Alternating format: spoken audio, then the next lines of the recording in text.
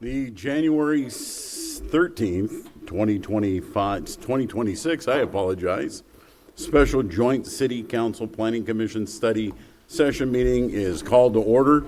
All council members and planning commissioners are present with the exception of the mayor, who has an excused absence. Council member Lucio, will you lead us in the Pledge of Allegiance? Please stand. Place your right hand over your heart. Ready, begin. I pledge allegiance to the flag of the United States of America and to the republic for which it stands, one nation, under God, indivisible, with liberty and justice for all. Thank you. Thank you very much. Okay, this is the time and the place for the general public to address City Council and Planning Commission that's on subjects that do not appear elsewhere on the agenda. Do we have any members of the audience that would like to address the council? No? Seeing none, we will open the session. This will be the overview zoning amendments to implement the 2045 general plan. Staff report by Mike Hitz, principal planner, and Andrew Hill from Diet and Batia.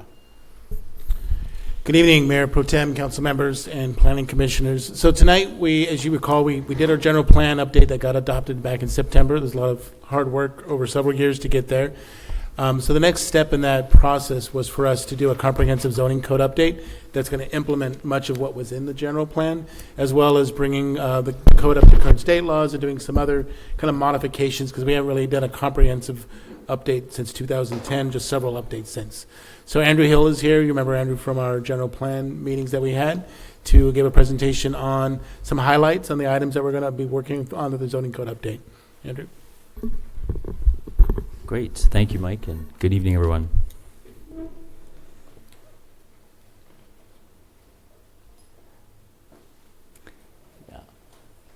Here we are, yes.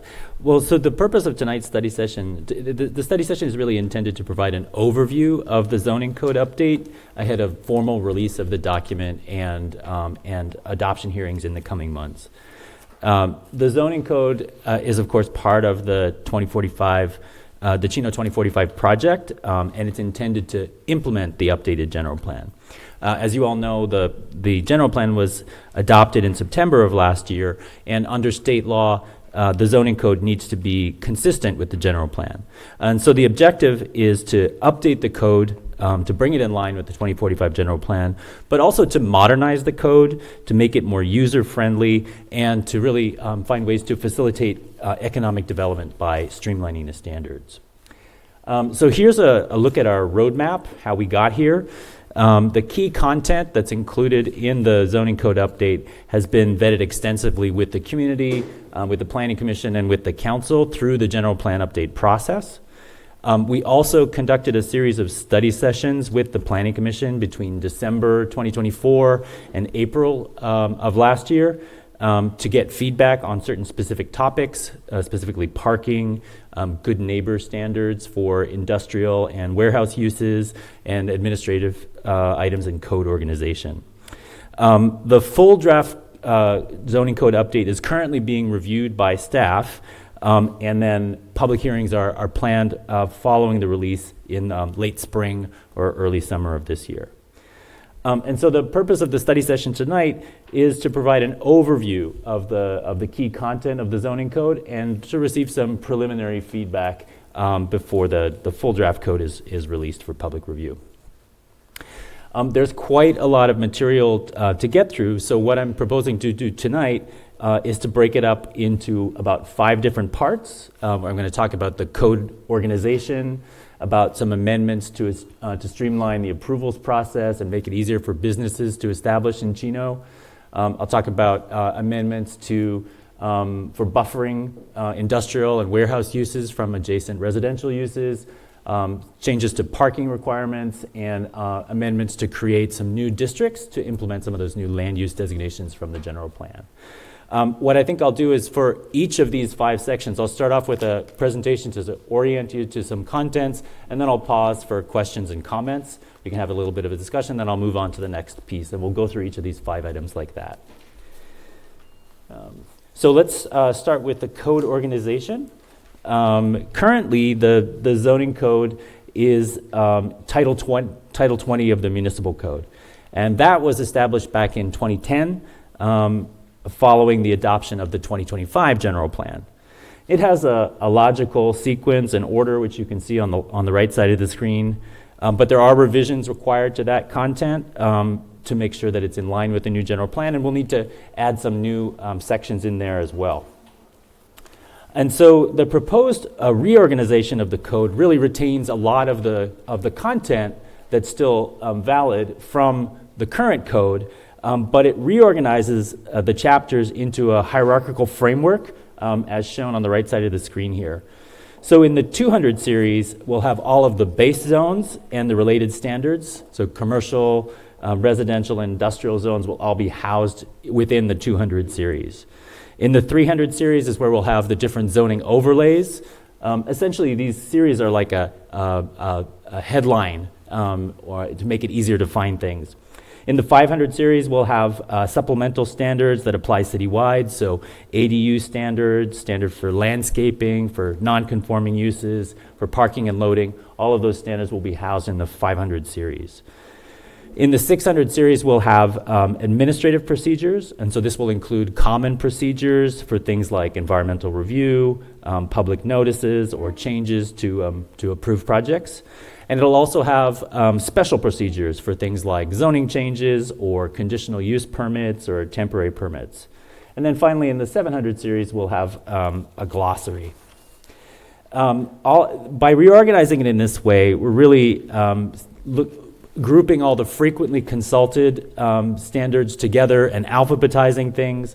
And this will make it easier in the future to add new sections without having to do a major reorganization of the code.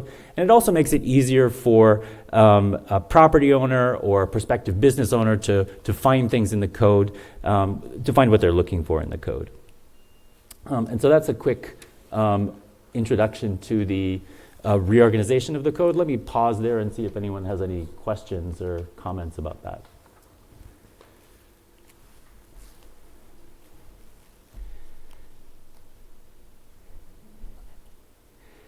It's relatively straightforward, I think, but just to let you know. So I'm going to move on to the next section now, which is amendments to streamline approvals. Another big focus of the update is really on how we can streamline the approvals process for businesses looking to set up or expand in Chino. The current code already permits some uses by right where they meet established standards, but there are many uses that require conditional use permits or administrative approvals, and that can add to the cost and complexity for a business trying to expand or set up. So for example, in commercial zones under the current code, hotels, restaurants, commercial recreational uses, and family daycares all require a conditional use permit. In the industrial zones, trade schools, vehicle repair, solar panels, or EV charging also require a conditional use permit. And I think in updating the code, these uses would become by right where they meet the established standards within the zone. And our general rule of thumb here is we'll require a conditional use permit only for uses that could have neighborhood impacts or could adversely affect traffic and safety in the area. But if that's not the case, then a lot of these uses can be made by right along with clear objective standards. And so these revisions should make it easier for Chino to attract and retain businesses because it's easier to set up or expand without having to go through a lot of red tape and permitting. And so additionally, we're proposing to make some amendments to clarify city requirements.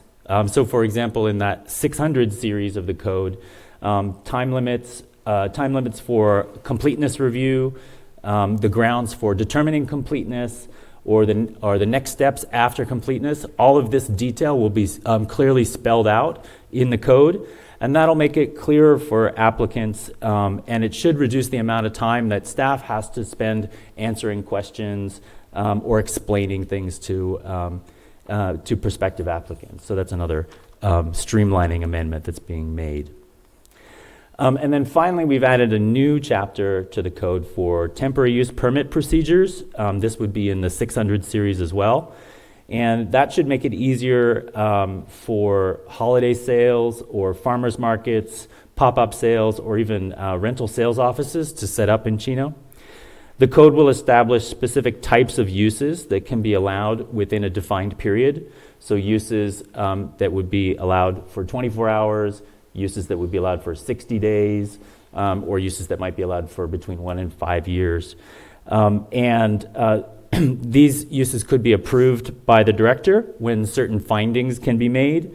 The director would have the right to impose certain conditions on those uses, and the decision of the director would be appealable to the planning commission. But overall, the intent is to facilitate. Somebody wants to set up a holiday sale selling pumpkins at Halloween, for example, or pop-up sales at a particular location, or set up a farmer's market, to allow for that through a streamlined, clear process according to standards to make it easier for that kind of cultural or temporary sales use to happen. So I'll pause there and see if you have any questions on those administrative procedures. I have a question. Can you remind me again? You said that with this update,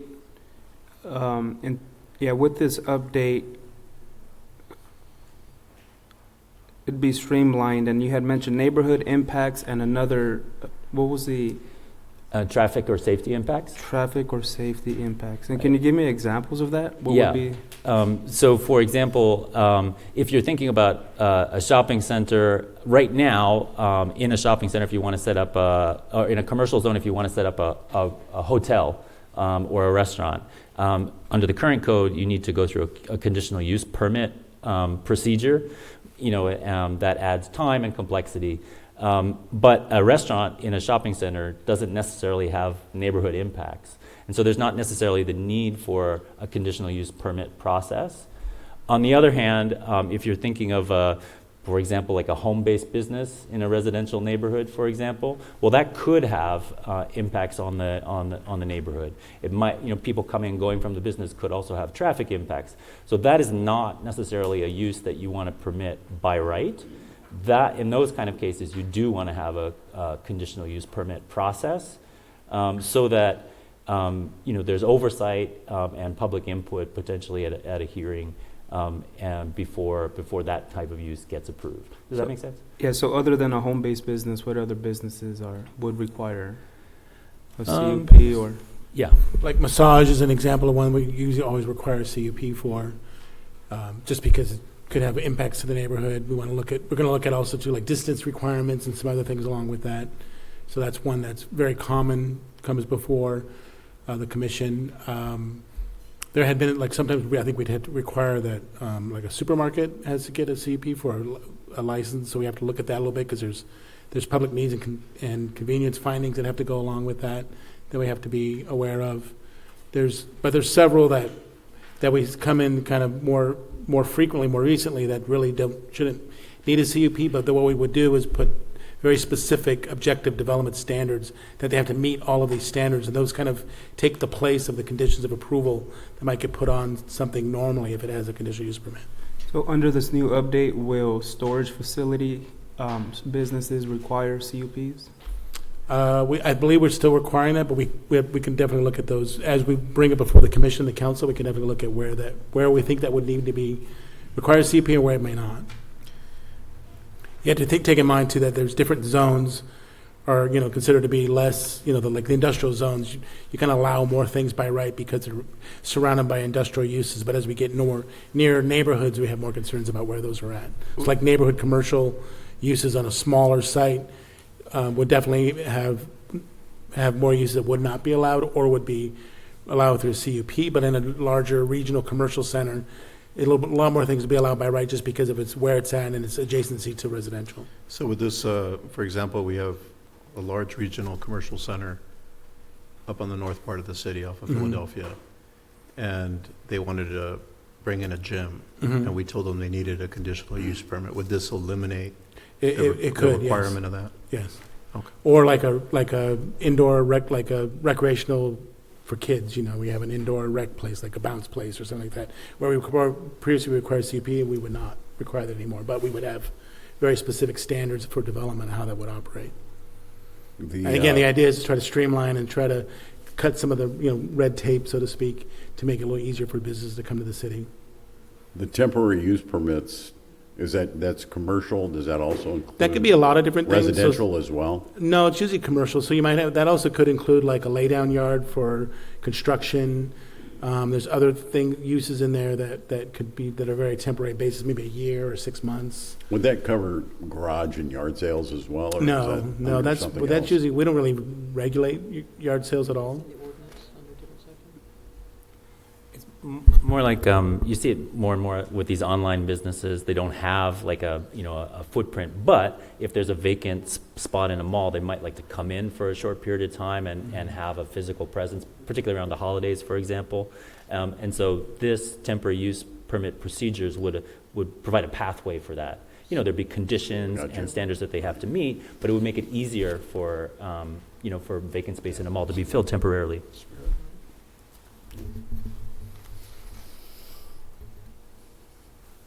Kevin? Thank you, Councilmember Burton. Yes, just a quick question, just to clarify, would this apply only to the business types that you just mentioned in the packet? I believe that it stated that this would be for commercial and mixed use, so my initial concern would be that this would be applied to all commercial or mixed use, such as the Eden project.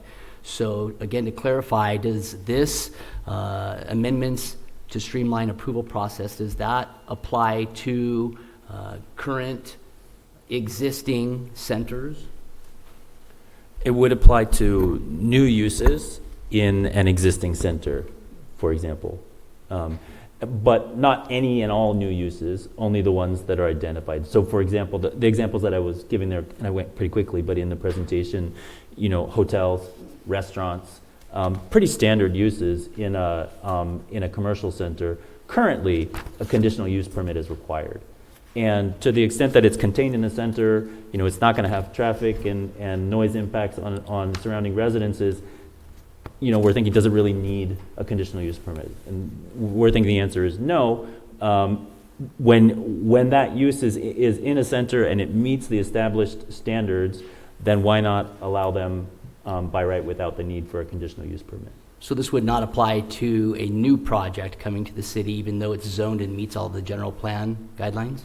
It could, if it's wholly in a commercial area and it meets the standards, and it's a new, like a redevelopment. Somebody wants to knock down part of existing structures in a mall and rebuild something new, and proposing one of these uses, provided that it meets the standards, then yes, it would be by right. Yeah, I think part of my concern for some of that is that we could potentially be removing the opportunity for public noticing, public comment. But again, if it's just like you said, a restaurant or a hotel, daycare coming into an existing center, that would make sense to me. I just wanted to make sure that it's not a new project coming into vacant land where it meets the zoning, but perhaps our public would want to have an opportunity to comment on that, and the commission or council would want an opportunity to review that as well. The one thing to keep in mind when you're doing, if it's raw land and you're tear down and rebuilding, there would still be a site approval process, meaning the buildings themselves, the architecture that still has to go through the planning commission for review. So people would be notified in that sense. But some of it is more if they're going into a vacant tenant space and they want to put in some kind of a bounce house or axe throwing or something. A lot of those things would be by right, not requiring a CUP. That's kind of part of the streamlining. So the table really talks about uses, but as far as development, they still have to meet development standards if they're building something new. So that site approval application would still have to come before the planning commission for the most part. There may be some that wouldn't, but for the most part. Sure. Excellent. Thank you both. Any other questions? Jimmy? Thank you. I have a question. It's more dealing with the 24 hours and the 60 days. When I think of a pop-up, I think of, we have our holiday fairs for Halloween at Ayala. We'll have Christmas here locally, in proximity. So I think of that as a pop-up. Another way of thinking about a pop-up is having a food truck. In the outskirts of our Chino, almost in the unincorporated part areas, you have a lot of, food trucks. And they kind of know the areas. If you ask our chief over there, they know the areas. They know where the territory is, where they could be and where they can't be. So my question is, if they were to get to 24-hour permit to do this, now we talk about standards. Now, can they just get a 24 hours once a week and say, I'm going to be in Chino on a random corner and just serve food and sell food or sell items? Yeah, I would have to check the code to see where we've put that kind of use. But I think ostensibly they could apply for a longer permit. Now they don't have to be there every day for that period, but they wouldn't have every time. If they wanted to go, if they applied, for example, for a 60-day permit, they don't have to be there every day, but they could go once a week. Rather than having to come back for a permit, however many times, And then when we say standards, obviously they would have to be, just like any restaurant, we'll say just restaurants, we'll use this as an example. They need to be in a commercial area or neighborhood commercial. Would that standard be also in place for somebody that has a food truck of some sort that they want to be in place? Is that a similar standard that they would have to meet? Yeah, I don't remember specifically if we'd included food trucks as part of Yeah, this. we have some stuff, but there's also some other standards in our business license. And then also, too, there's still standards related to our special events. So like when Frosty Farms has their big event, that goes through a whole special event process. We've had sort of these night market kind of things that goes through a separate special event process. So that would still be in place. The temporary use is a little kind of lies kind of under that. So we'll definitely have to get into the development standards for what those specific things might be. We do have some stuff in there about food trucks, but it's also covered on our business license. I know as that we well. don't have the specifics we're talking about this evening, 100%, I understand that, but I'm just thinking about in the future what is happening already currently and what will be happening in the future, because it just seems like these food trucks now are more prevalent, and they're the people are more accepting and eating in these food trucks. So the standards, obviously, I don't mind having these people making a business, but obviously we want the standards to be up of our standards of the city, but also from the health codes and everything else like that too. So that's why I worry about, coming to get a permit and you make a few dollars, but you're not there tomorrow, you're gone. We have the mom and pop shop, they pay all their permits, they pay all their fees, they have the health department that comes in and comes and goes as they please, but they're here tomorrow, the next day, the next year, and for a decade or 20. I don't want anybody coming here opening up for a day and just business isn't good and they're just gone, you know what I mean? Or getting people sick and ill, and then, ramifications such as that. So that's what I'm just worrying about. Yeah, I think that's good feedback, and I think we should look at that more closely for when we Yeah. bring it to public hearings. Thank you. And I think there's also a way to address any potential concerns with specific standards around, health and safety in those. So if we're going to allow that as part of a temporary use permit, to make sure that the associated standards are very clear about what needs to be done, and they meet those standards before they get the permit, and there's the opportunity for enforcement, along the way. And Thank you. if I may, Mr. Mayor Pro Tem, I think the issues that you're touching upon actually relate to a whole different body of law. It's the sidewalk vendor laws. Yeah. In California, you may remember, approved a very, I would describe it as generous to sidewalk vendors law. So that cities can only really regulate the time, place, and manner. To the extent they're blocking sidewalks, they're in a place that, if it's a food truck, it's parked in a location that presents some dangers, or no parking areas. But beyond that, we as a city could just simply ask, do you have the appropriate health permits? And issues such as that, licensing through the state. But beyond that, we can't take them through a conditional use permit process because of that vendor law. There's definitely some overlap in some of these things, so we'll have to look at that. Thank you. Karen, do you have a comment? I was just going to make a similar comment that the city attorney just made, and I think one of the things you see, Jimmy, with those, that it does apply to a different body of law. Some of those vendors that, my concern or people have shared with me is a lot of people that are doing business out there, there's no sink, no place for them to wash their hands, restrooms, so I think there's a different way to tackle that. But it's certainly, I certainly do understand what you're talking about. And what we are finding is a lot of the times they're outside of the city is they are astute to understanding, where there's more enforcement for them violating local codes or business licensing or health ordinances versus being in the city because of our code enforcement. So that's in addition to where they do set up on the outskirts of our city, there are righteous concerns for traffic and pedestrians, crossing where they do set up. So I think it's a multitude of things that's been covered by Mr. Hill and the city attorney. So. Any other questions from City Council, Planning Commission? No? Go ahead, Andrew.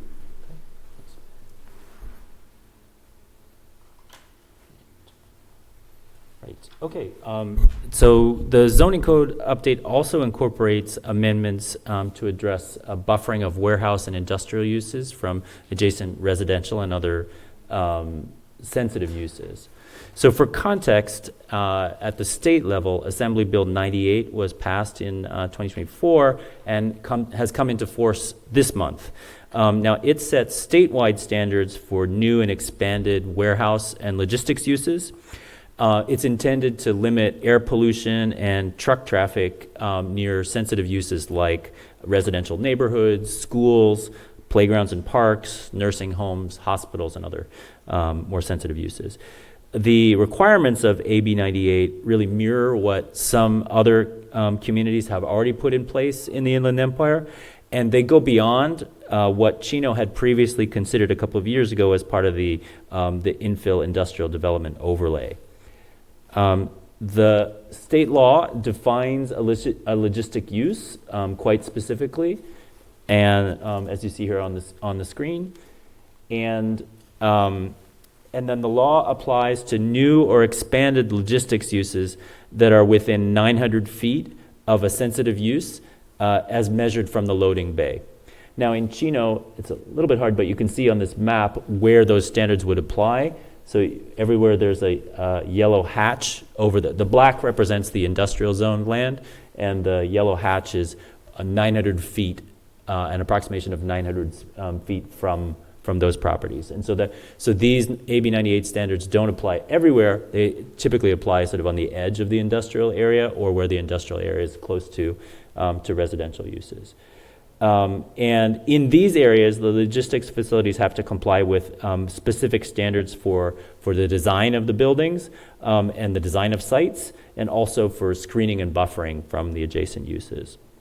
And then there are additional requirements for proposed projects of 250,000 square feet or more. Those larger projects have to include EV charging stations for passenger vehicles on site.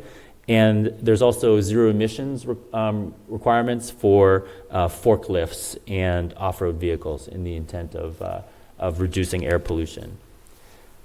So specifically, let me go through some of the standards. There's locational standards associated in the bill, and these are for new and expanded facilities. They can only be located along arterials, collectors, or local streets that serve industrial and commercial uses, so they can't run through residential neighborhoods. The loading bays need to be oriented on the opposite side of the logistics use, away from the sensitive receptor. The loading bays also need to be located at least 300 feet from the property line of the residence or the sensitive use. And the entry and exit points to the site must be at least 100 feet away from the sensitive receptor. Additionally, there's also design standards. So buildings must meet state standards for building energy efficiency, for photovoltaic systems and battery storage, for microgrid ready smart metering. The separate entrances must be provided for the heavy duty trucks away from residential streets. Directional signage to the nearest truck route must be posted as they're exiting the site. And there's anti-idling signs need to be posted. And so there's a limit of 3 minutes maximum for idling of heavy-duty trucks, again, in the interest of reducing the air pollution that's produced at these facilities. There's truck routing standards as well that require the preparation of a truck routing plan, and that truck routing plan has to cover the operational characteristics of the facility, the types of materials that can be stored, the proposed truck routing onto the city's designated truck routes, as well as measures to prevent queuing, stopping, or parking of the trucks on residential streets, And they need to demonstrate adequate turning movement areas as well.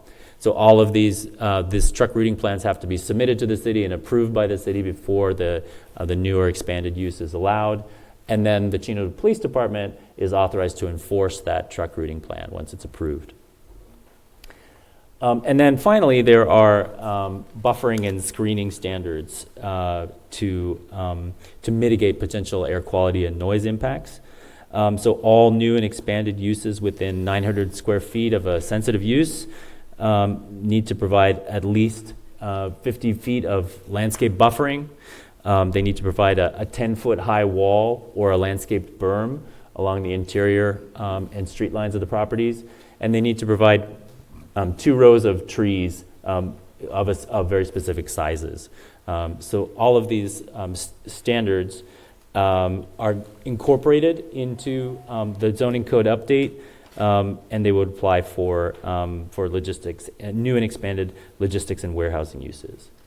So that was a lot of technical information, but I'll pause there and see if you have questions or comments about these standards.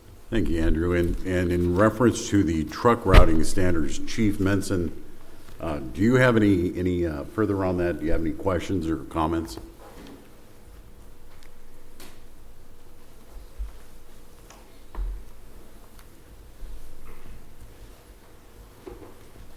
Not specifically related to that actual truck routes. I just know as development is continuing to grow, specifically in the southeast part of our town, from our neighboring city of Ontario, for those of you that are commuting down there, Merrill Avenue, which was at one point 1 lane each direction, is now 4 lanes, and it's used massively for commercial vehicles. So the amount of trucks on our roadway from 2-3 years ago is significantly more than what it's been. So obviously, I mean, our truck routes, we have 2 officers that are dedicated specifically to truck route enforcement, and there's no shortage of work. And so what the two areas for them to get into our city is through Grand and 71 and then Euclid Avenue.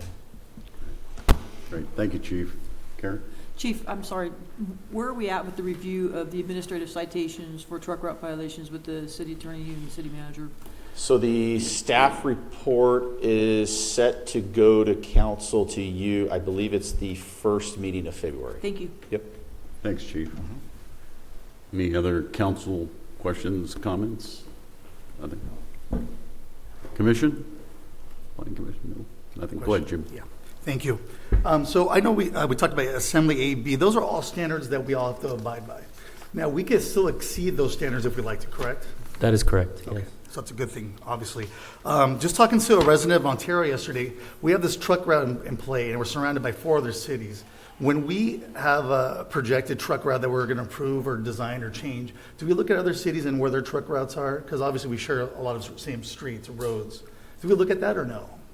Yeah, so the, yes, qualified yes. There's locally designated truck routes and there's state designated truck routes. And the ones that are designated by the state, the city doesn't have a lot of control over. But the locally designated ones, yes. And there is actually an adopted truck route map that's included in the infrastructure element of the general plan, and that was done in consideration. We had some back and forth with Pomona as well.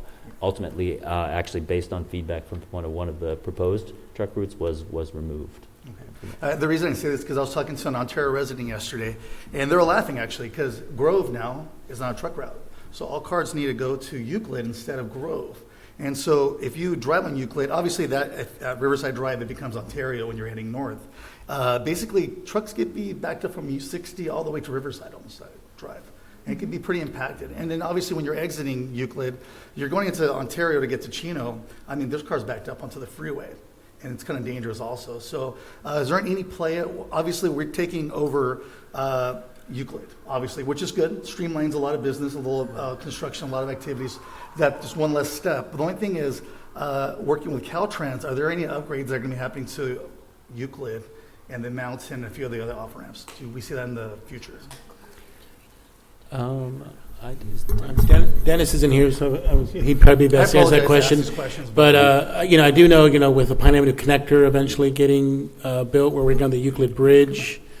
that would, you know, Somebody she wants to talk first a little bit. Yeah.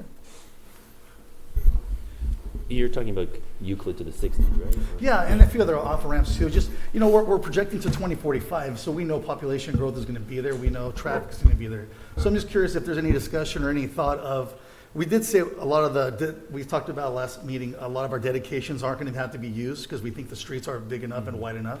But the off ramps and on ramps, I don't know if they could handle the capacity. So that's pretty much my question.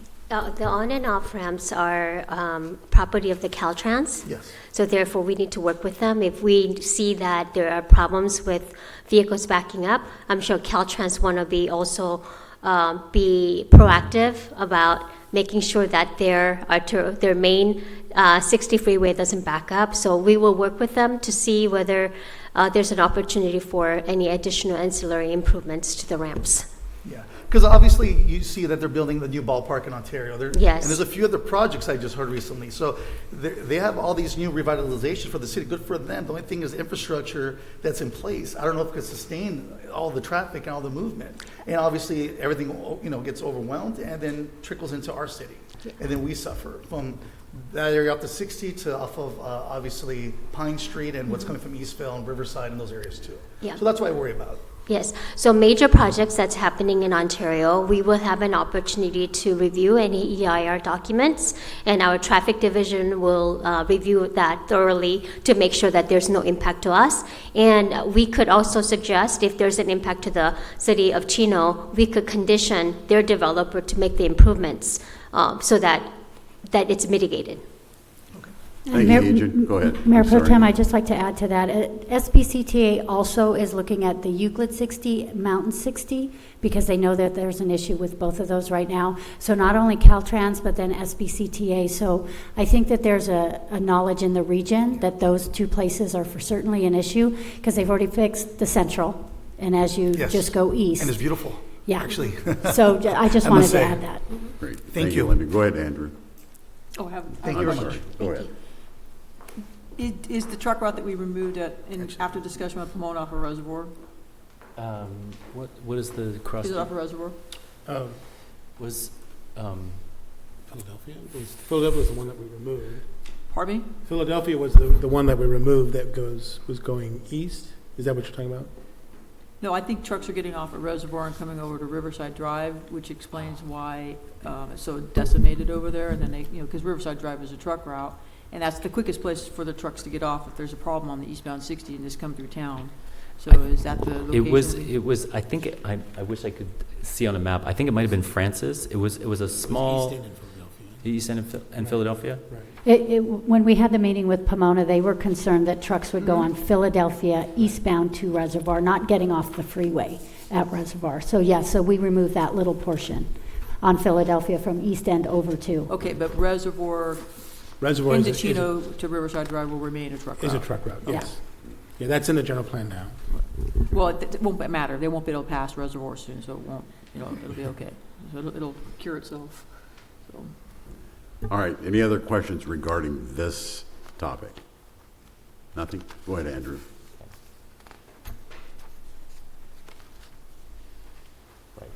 Okay, and so the zoning code also addresses parking standards for shopping centers, for restaurants, and for residential neighborhoods. So let me start with the shopping centers.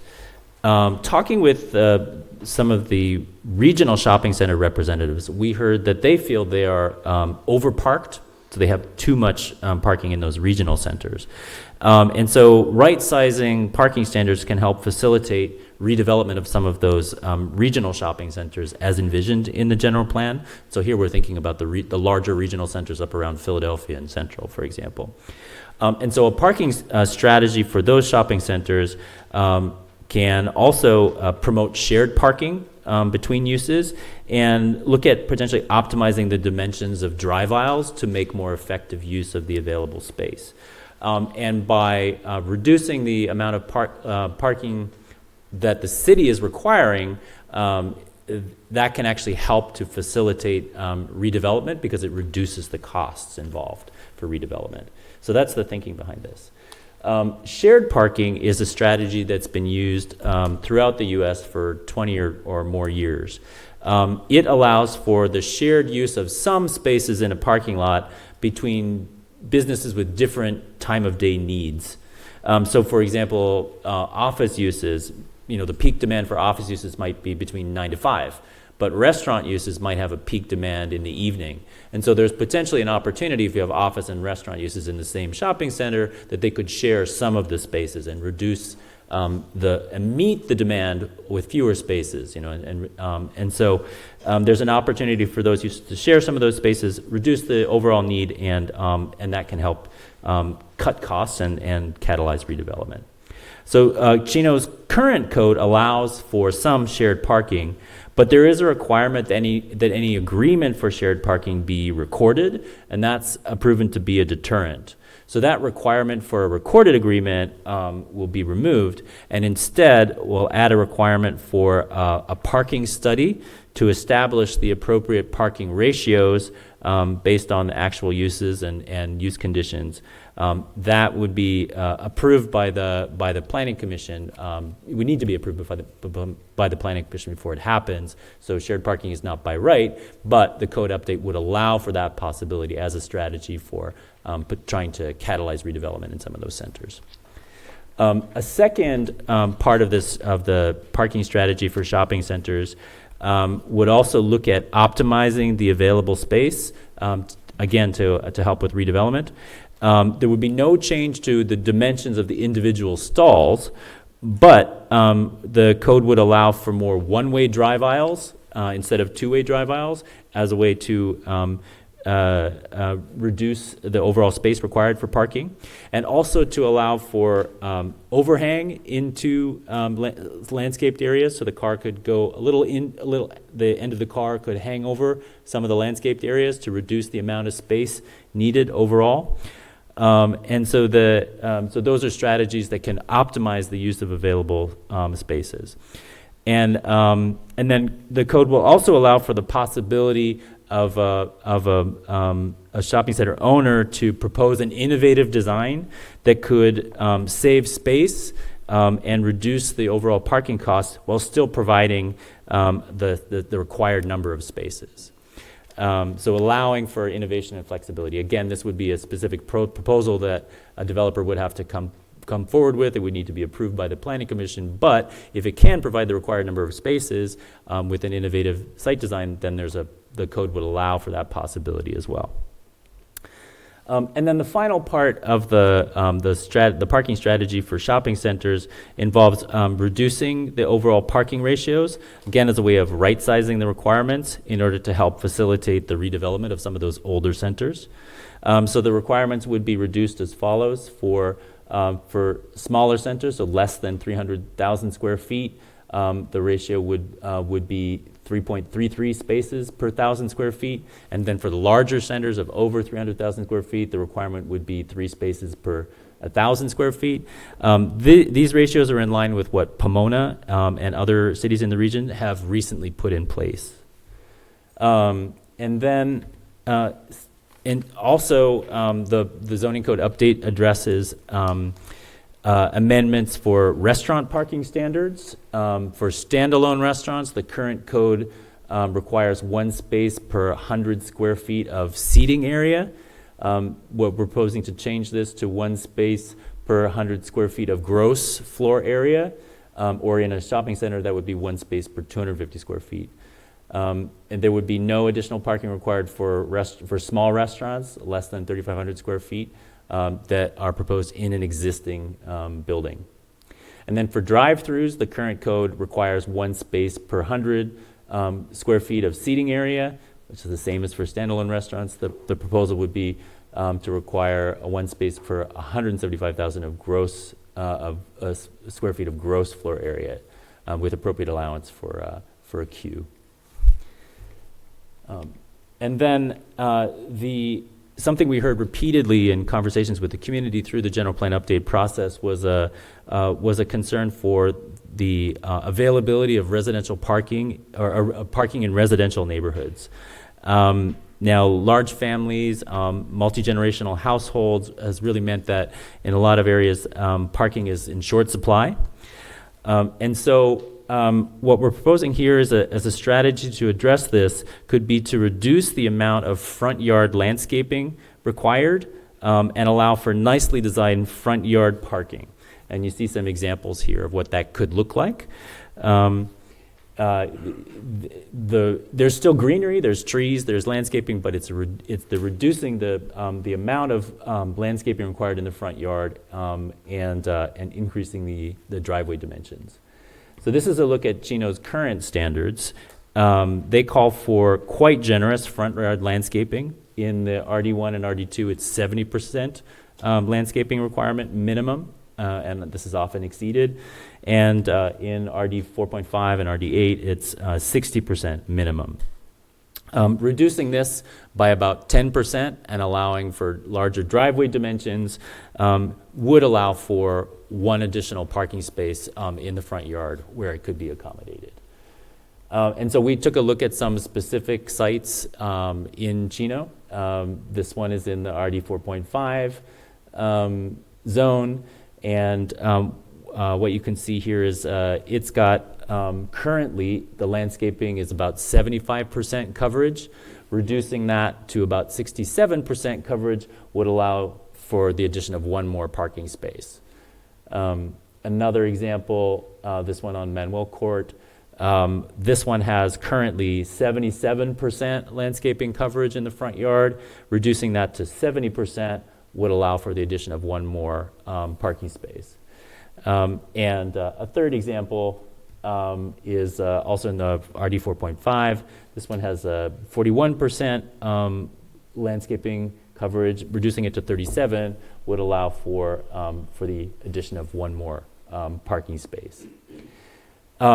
And so some additional considerations here, I think you could also allow for adjacent lots to share driveways rather than having a landscape buffer between the two homes. That you could allow for the driveways to connect, like in the photos that I showed right at the beginning of this section.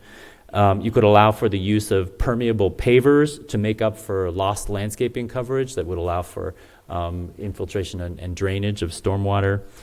You could also allow for reinforced turf surfaces for the cars to park on, so the grass would remain, but there's reinforced turf surface, and again, this would help with the permeability and stormwater drainage.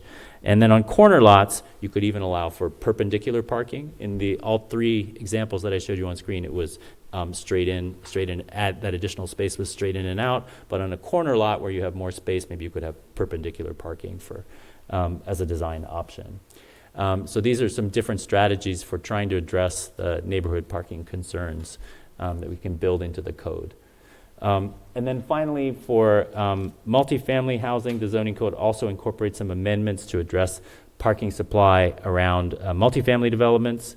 One thing that we've done is to increase guest parking. The requirement now is one guest parking space per 10. And that would be increased for up one guest parking space per 7 units. And this was a recommendation that came from a study session with the Planning Commission. Additionally, we'd look at expanding the applicability of tandem parking, again, in the interest of optimizing the available spaces on those multifamily lots. So that was that's our three-pronged parking strategy, looking at shopping centers, restaurants, and residential neighborhoods. I'm happy to take any questions or comments on that. Council questions, comments? Chris? Yeah, so for the residential, and I know many people in here, including our chief, may be like, no, not at all, but I know one thing that's come up before is parking in the alleyways here in the downtown area. One thing that's been mentioned is that the alleys that run, I believe it's east to west, are much larger than the alleyways that run north to south. Is that something we considered? And considered with, again, keeping public safety in mind, getting our public safety units in and out of there. Is that something that was ever discussed, or? That hasn't been discussed specifically. I think the east-west are really more for vehicle traffic to kind of drive through, where the north-south alleys tend to access directly to garages. We do have minimum requirements that the driveway has to be either like less than 5 feet off of an alley or 20 feet, because the problem again is you get people who want to park behind those alleys. Those alleys are only about 20 feet wide, so if you got cars on both sides, it could be challenging for cars to get through as needed, or police vehicles, or any other vehicles that need to get through there. So that hasn't been discussed, but it might be something to look into if needed. I haven't had anyone come. I haven't aware of people requesting to be able to park in the alleys. Yeah. Well, I would say I have a bunch of people always asking about Yeah. those. I mean, I know we enforce it. Sometimes they do park there anyway. But I mean, I think because the narrowness of the alley could be challenging, because if you have a 8-foot wide vehicle on both sides, it doesn't give you much space to be able for vehicles to get through there if they needed to, and for turnaround and backup and everything else. yeah, I understand that. Just a question. Mark, you have any? No. Karen? Anybody else? Kevin?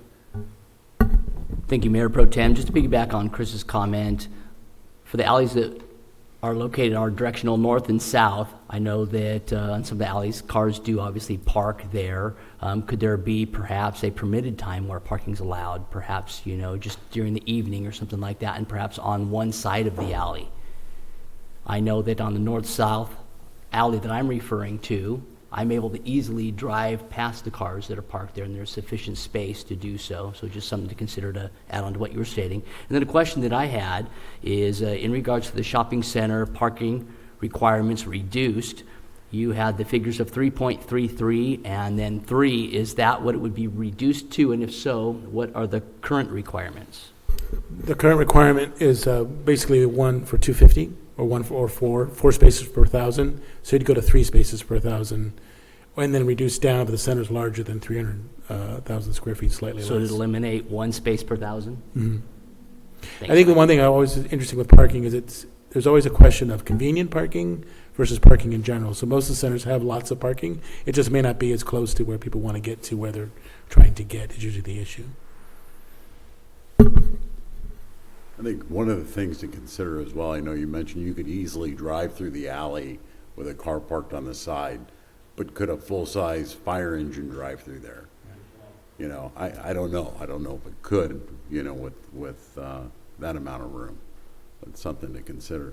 One thing, too, that I wanted to mention is these new developers come into the city, the shared parking. Henry Hong just conducted his development. He's building the church down there now. Considered that with his commercial development. I know the Planning Commission saw all the plans for that, but the church is going to use all of that parking on a Sunday morning, whereas his commercial development and businesses wouldn't normally be there. So that's a great example of shared parking that we could help point people to as they begin to develop and to think about additional things that they want to put into their areas. So that's a good one. Any other comments? I have one. Karen? I think one thing to Chris's point about parking in the alley that maybe we want to consider as a strategy is on street sweeping day. I think maybe we just, the staff consider adopting something or putting something in the ordinance that talks about on the day that there's street sweeping in those areas for that period of time, that maybe we're more flexible about parking enforcement in the alleys.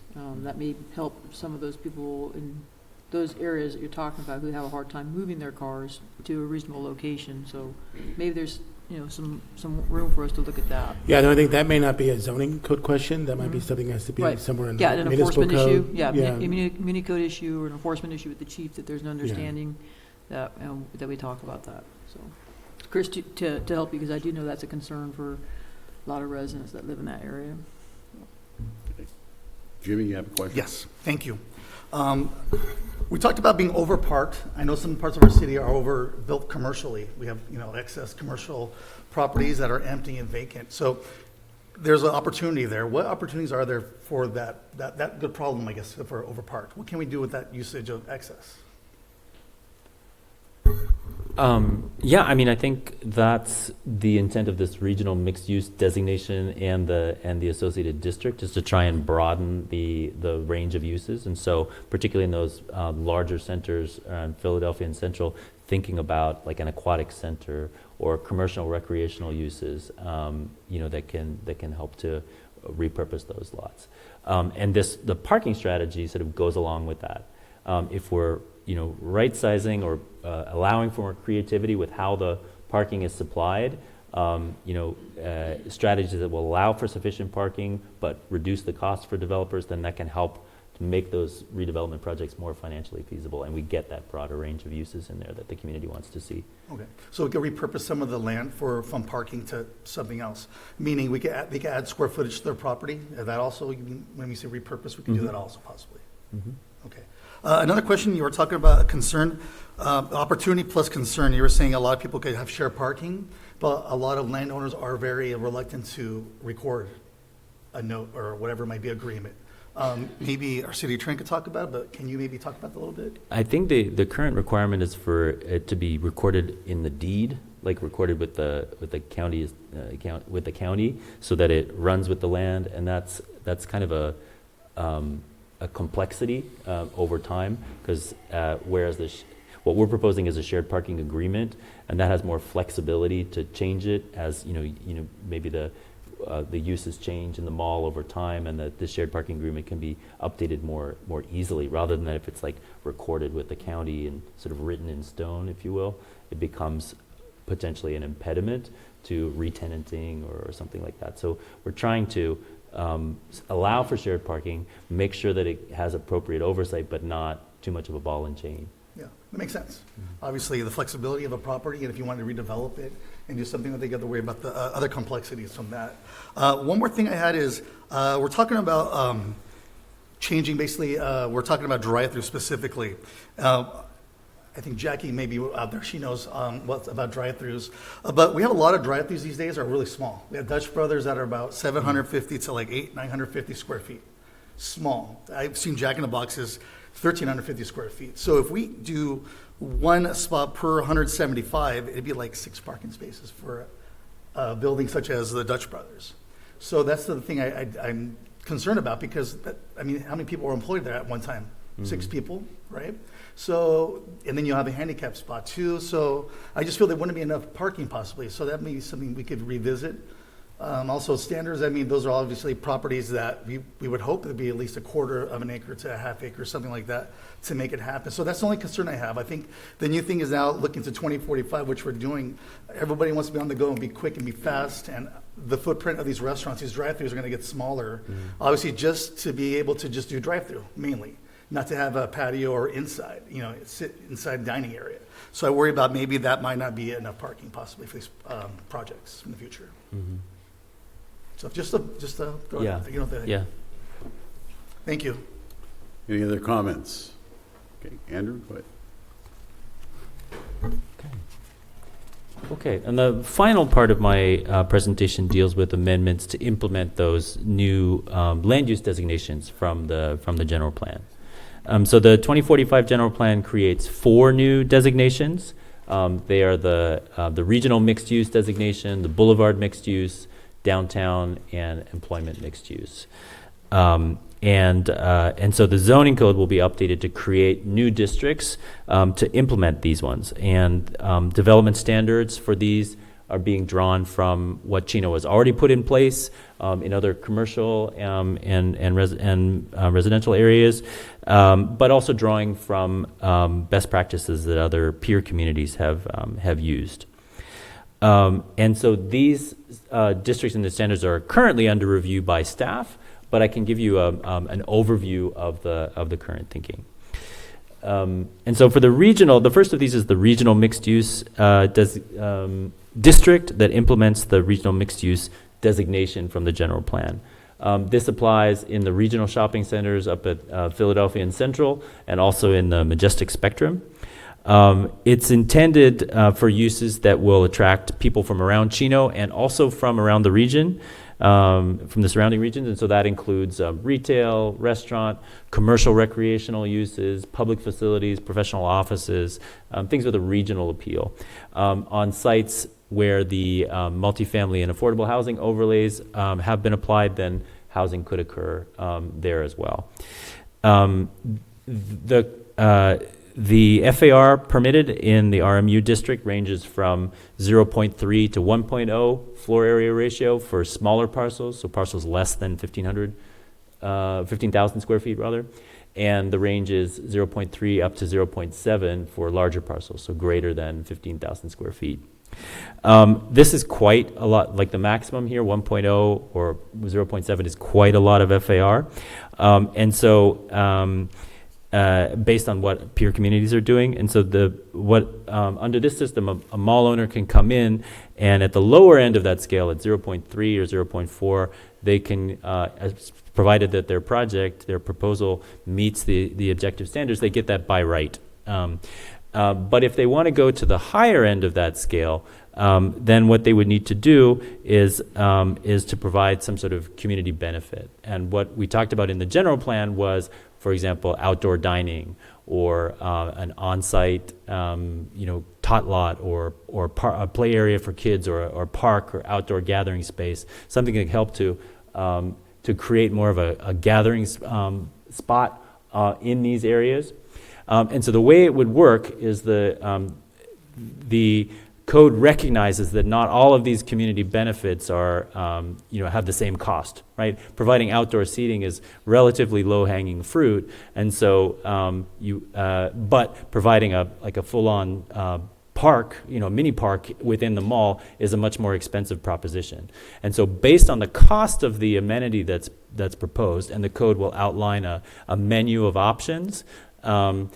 We also talked about adding, bicycle connections. If the developer builds a bicycle connection or bicycle route through as well, that's something. So there's a menu of options spelled out, and there's a number of points attributed to that amenity based on the cost of the amenity, and then there's a formula in the code that says if you choose this amenity worth 10 points, then you get this much. Essentially bonus FAR. You can move up that scale up towards the 1.0 FAR. If you do 2 of those amenities, then you get even closer to the maximum. So what it is at the base level, you can come in with there's no requirement that you provide any amenities at all. You at the lower end of the scale, you get your FAR by right. But if you want to move up that scale, then you're providing an amenity, and the greater the amenity, the more the amenities. Then you get to the top of the scale. There's a formula and a menu of options in the code. That's how it would work. And then there would the development standards that would be associated with the RMU district would include requirements for ground floor transparency, so windows and doors to create a walkable environment within the site. The orientation of entrances would be, and the standards would require that to promote walkability and visual interest. Again, in making these lively, interesting places where people want to be. Varied roof lines, so that you're not getting boxes, but you're getting variation for architectural interest. Facade articulation, you can see it in some of those photos. Again, so that the buildings don't look like big boxes, they look interesting architecturally. And also requirements for the installation of shade structures, walkways, and trees. Again, and really making these attractive places that people want to spend their time in. The second district is the BMU district, the Boulevard Mixed Use District. This applies on centrally located segments of Riverside and Central, south of the 60 freeway. The focus here is on retail, restaurant, commercial recreation, museums, clinics, professional offices, neighborhood-focused things. The idea is to create sort of a Main Street atmosphere in this, different than the regional mixed use. And then again, here where the housing overlays have been applied, well, on those sites only housing would be allowed. The permitted FAR range is, as you see here, is the same on the smaller parcels, so less than 15,000 square feet. The range is 0.3 up to 1.0 FAR, and on the larger parcels, it would be up to 0.7 AR. The same points-based system would apply. A property owner who wants to develop at the lower end of the FAR scale can do that by right, no requirement to provide any community benefits. But if they want to go to the mid-section or beyond of that range, then they would need to provide community benefits. And they would, again, the benefits are established in the same way based on the cost, a certain number of points is applied, and then and there's a formula for calculating how much bonus FAR they get based on the quality, the number of amenities that they're providing. Here again, the standards would include requirements for non-residential ground floor transparency, for the orientation of entrances to promote walkability and visual interest, again for varied roof lines, facade articulation, all in the interest of making it an attractive, hospitable environment. The third of these new designations is a downtown overlay. Now, this this would apply in the whole of the downtown area, and it would include several districts. The idea here is that the downtown zoning cannot apply until there's a successful Measure M vote. That's why it's an overlay. And the overlay would be enacted in the event of a successful Measure M vote. But it divides the downtown area into these 4 districts: the downtown core, which is the centrally located area along D Street and 7th. That's really envisioned as a walkable heart of the downtown area with retail, restaurant, office, institutional, public uses. And then surrounding that would be the downtown residential district, where medium density residential would be permitted, transitioning to the surrounding single family between the more intense downtown uses and the single family. You'd have that downtown residential district, a downtown mixed-use district that would apply primarily along Central Avenue, and the downtown public, which would be where the civic and institutional uses are. And here's a map from the general plan showing those different sub-areas where the different standards and density and FAR would apply.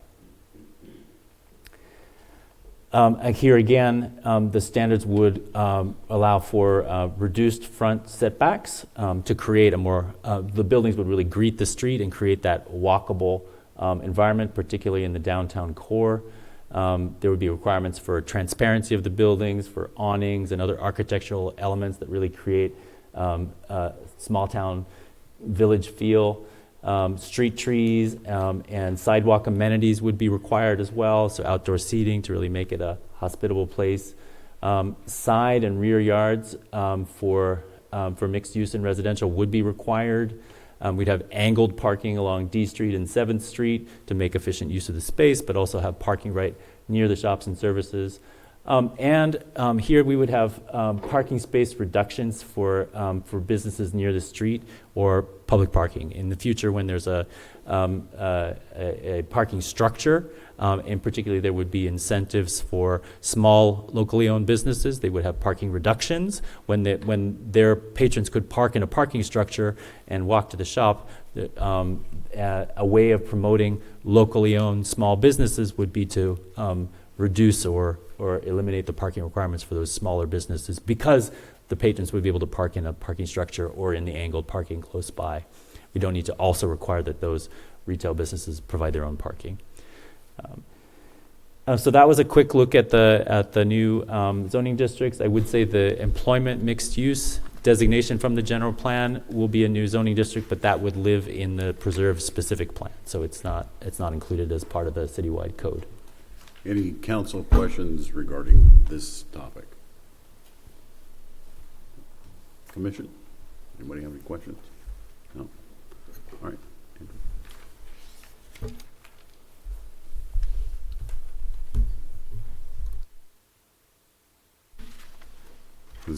That wraps you up for them, right? Yeah, thank you. That wrapped up our discussion. Unless there's any more questions. Anybody in the audience would like to address us on this? Nothing? Okay, seeing none, thank you very much. We're going to go on to item number 2 now. This will be the overview of amendments to the sign code. The staff report by Chris Cortez, our assistant planner, and it appears Andrea Gilbert will be with him as well.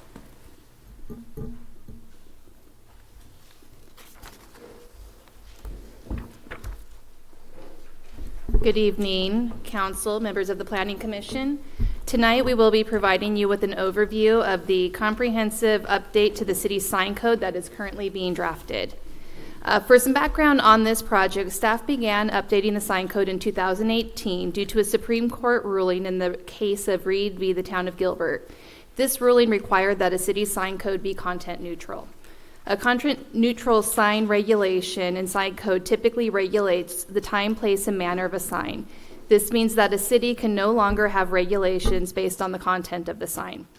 A city can regulate where a sign is placed, the size of a sign, and the number of signs allowed, though.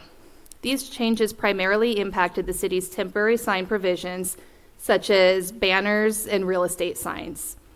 The 2018 sign code made the necessary changes to the Chino sign code. However, the update was never brought forth to the Planning Commission or City Council for approval. Staff is now embarking on a comprehensive update to the city's sign code. The proposed update will implement the provisions of the 2018 draft, as well as reformat the city's sign code to make it more user-friendly for the community, implement changes for the new land use designations that were created as part of the 2045 general plan, and add standards for sign types that currently are not addressed in the sign code. Tonight, Chris Cortez will be providing an overview of 3 new categories of signs that staff is proposing as part of the update. The goal of this presentation is to gather feedback from the City Council and the Planning Commission on these sign types, as well as any other changes that you would like to see made to the sign code. After staff receives feedback and direction, we will complete the draft sign code. Prior to this update being brought to the Planning Commission and City Council for review, we will also be reaching out to the business community and other stakeholders for feedback. I'm going to now turn it over to Chris. Good evening, Council and Planning Commission. As Andrea mentioned, staff is looking at adding standards for new sign types, such as electronic message signs. We have very few that exist in the city. The first one we have is the Chino Auto Center freeway pylon, which displays advertisements for the center itself. There's also the newly updated Ayala Park digital sign, which advertises future city events. We are looking at expanding the allowance of these sign types, particularly in the city's larger commercial centers. Electronic message signs can give an opportunity for the city's shopping centers to upgrade and modernize their brand, making them more attractive to future tenants. It'll also boost the marketing power for current and future businesses who can promote themselves at a larger scale, which in turn will boost sales tax revenue for the city. Overall, this signage type can give the city shopping centers additional revenue and can facilitate additional economic development. Are there any thoughts on this sign type?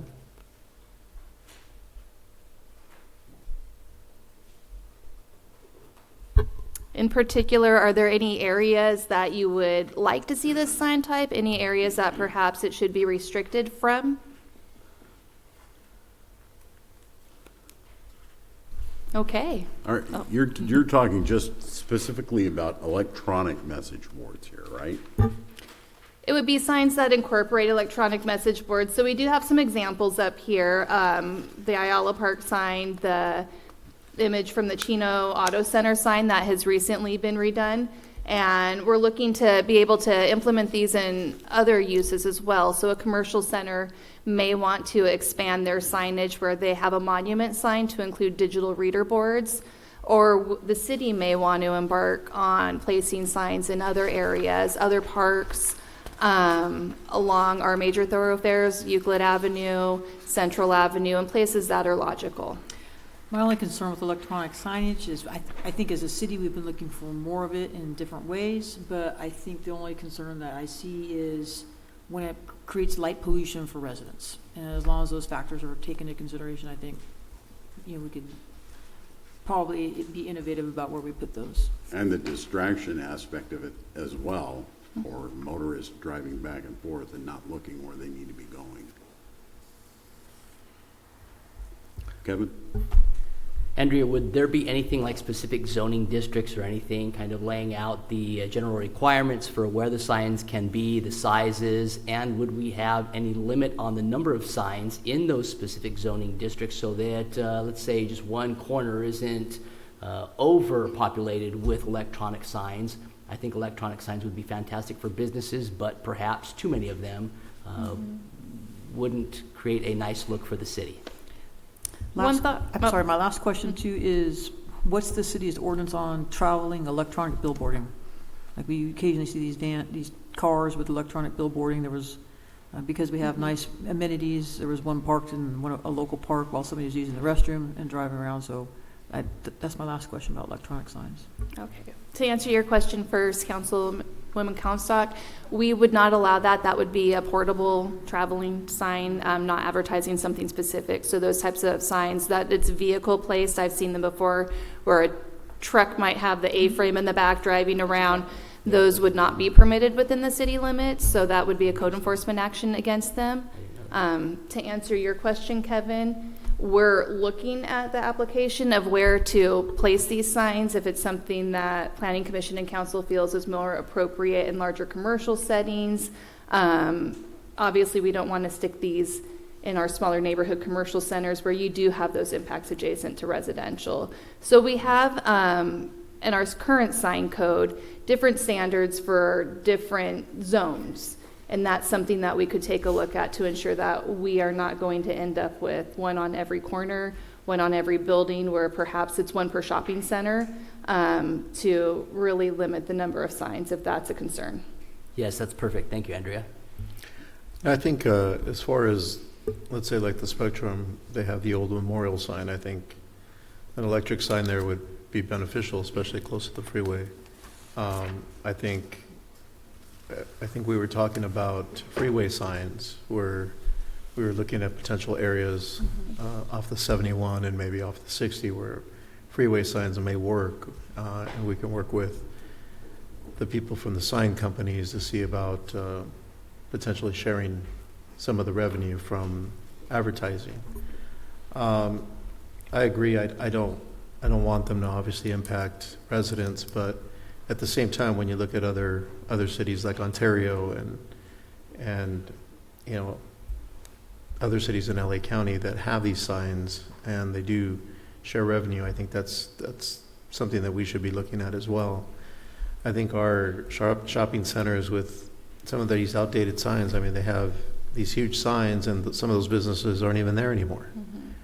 So I think it'd be easier for the people that own the shopping centers to be able to change an electric sign to advertise the current businesses that they're in, as opposed to these signs that are more costly to change something large like that. So I think, you know, looking at the technology that's now occurring, I think it would be a better option. Thank you. If I may, I would add that I've done several development agreements with billboard companies for various cities where we did just that, where we received an application to convert static signs to digital billboards. And in exchange for that authorization that still has to go through Caltrans for approval, we were able to get significant revenue, annual revenue to the city as a development agreement fee to offset some of the visual and aesthetic impacts. So that is perfectly allowable. And that's one of the suggestions we've been discussing with staff, to make those permitted subject to a development agreement. I would add that to the extent there's concern about some of the light impacts, our municipal code can also provide for maximum lighting standards, like certain lumen numbers. I forget how it's actually worded, but and give the city control to the extent that I've just heard comments about potentially distracted driving if these signs are too bright. So that those are tools that the city can include in the code.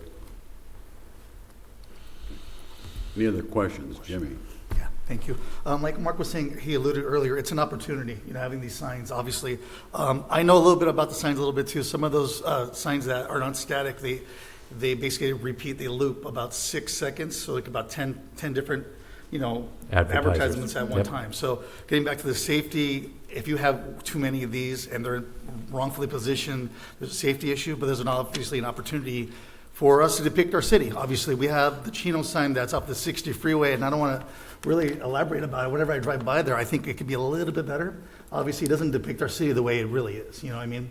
So I really think that the standards need to be high. They also need to be located in proper areas, basically off of freeways, in areas where, you know, they're not going to make, it's not going to be an eyesore. It's going to serve its purpose. You go to the city of Fontana, if you've been there the last 5 years, they actually have signs in the middle of, just basically imagine being here, right here in this intersection on Central and C Street, or Central and, Chino Avenue, having a billboard, and it's an advertisement by Lamar or whoever is, or Clear Channels, whoever it might be. And they're smaller scale, but they're prevalent throughout that city of Fontana. And honestly, I don't think that would depict our city in a great fashion. It'd be a good generator of funds. It would give opportunity to maybe the property owner to, make a few dollars, obviously, which is great because you don't want to limit people with the properties. But obviously, I think it lower the scale of the way our city would look. Where the two that we have right here, we showed earlier about the auto center and basically we're talking about the police station right there. Those would be great, excellent places for these to be. So I'm not sure if we want to maybe be standards of to be in commercial areas. Obviously, that makes sense. To be near a thoroughfare of a freeway or a street that's heavily traveled. But I think if we create the standards and we create what we believe is what it's it's acceptable, I think people would take advantage of it. But that's my comments. Thank you. Karen? I think it depends on the applicant and the location. I like Jimmy's point. I don't think that we need to, light up the whole city like it's Las Vegas Strip or something like that. But I think, I envision where we put banners over Central Avenue right now to advertise different things. So if for some reason our sign ordinance allowed us to modernize that. We wanted to do that differently, so it was appealing. Branding the city of Chino along with, instead of having those banners up there that end up in Fontana during a high wind event. I think it may be nice for us to have, something modernized like that. So I do think it depends on the application, the location, and how we want our city to look moving forward. Any other questions or comments? Nothing? Chris?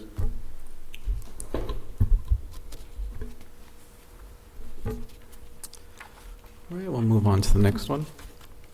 So second sign type, we are seeking to introduce in our sign code update are creative signs. And these are signs that do not meet development standards set in the code, but exhibit innovative, creative, and aesthetically pleasing designs. Signs like these can substantially boost a property's visual quality and contribute a positive image to an area. We have an existing one here in the city, the beloved Chino Theater. It's an image of the city. It resonates with our citizens here. It was our old street sign symbol. This is a creative symbol. It serves that purpose of creating a unique sense of place and creating a symbol for the city that people look at and they know that they're in Chino. They can also further distinguish a business, whether it be a standalone business or a chain. For instance, we can take a business like Raising Cane's. Almost every other city has a Raising Cane's, including our own city. And each location typically has a unique design, unique artwork, unique signage. Unfortunately, this was a missed opportunity with the Chino location, as our sign code does not permit any of those things. And like you see on the bottom left, that's from the Santa Ana location. For anyone who's been to any location, they typically have different artwork, and it typically features the name of the city that they're located in. So the Chino location lost that opportunity, and because of our sign code doesn't allow that, we would not like any similar opportunities like this to pass us by in our city. An additional opportunity that we lost was with Del Taco and El Pollo Loco. They recently rebranded and they remodeled many of their stores, and our Chino location at the Spectrum lost the opportunity to have a unique design. You can see it in this first slide. So that's the top right is the prototype that Del Taco is using for a lot of their remodels. This is a design that came in to us, and we had to make them remove the sun because it's not permitted in our zoning code.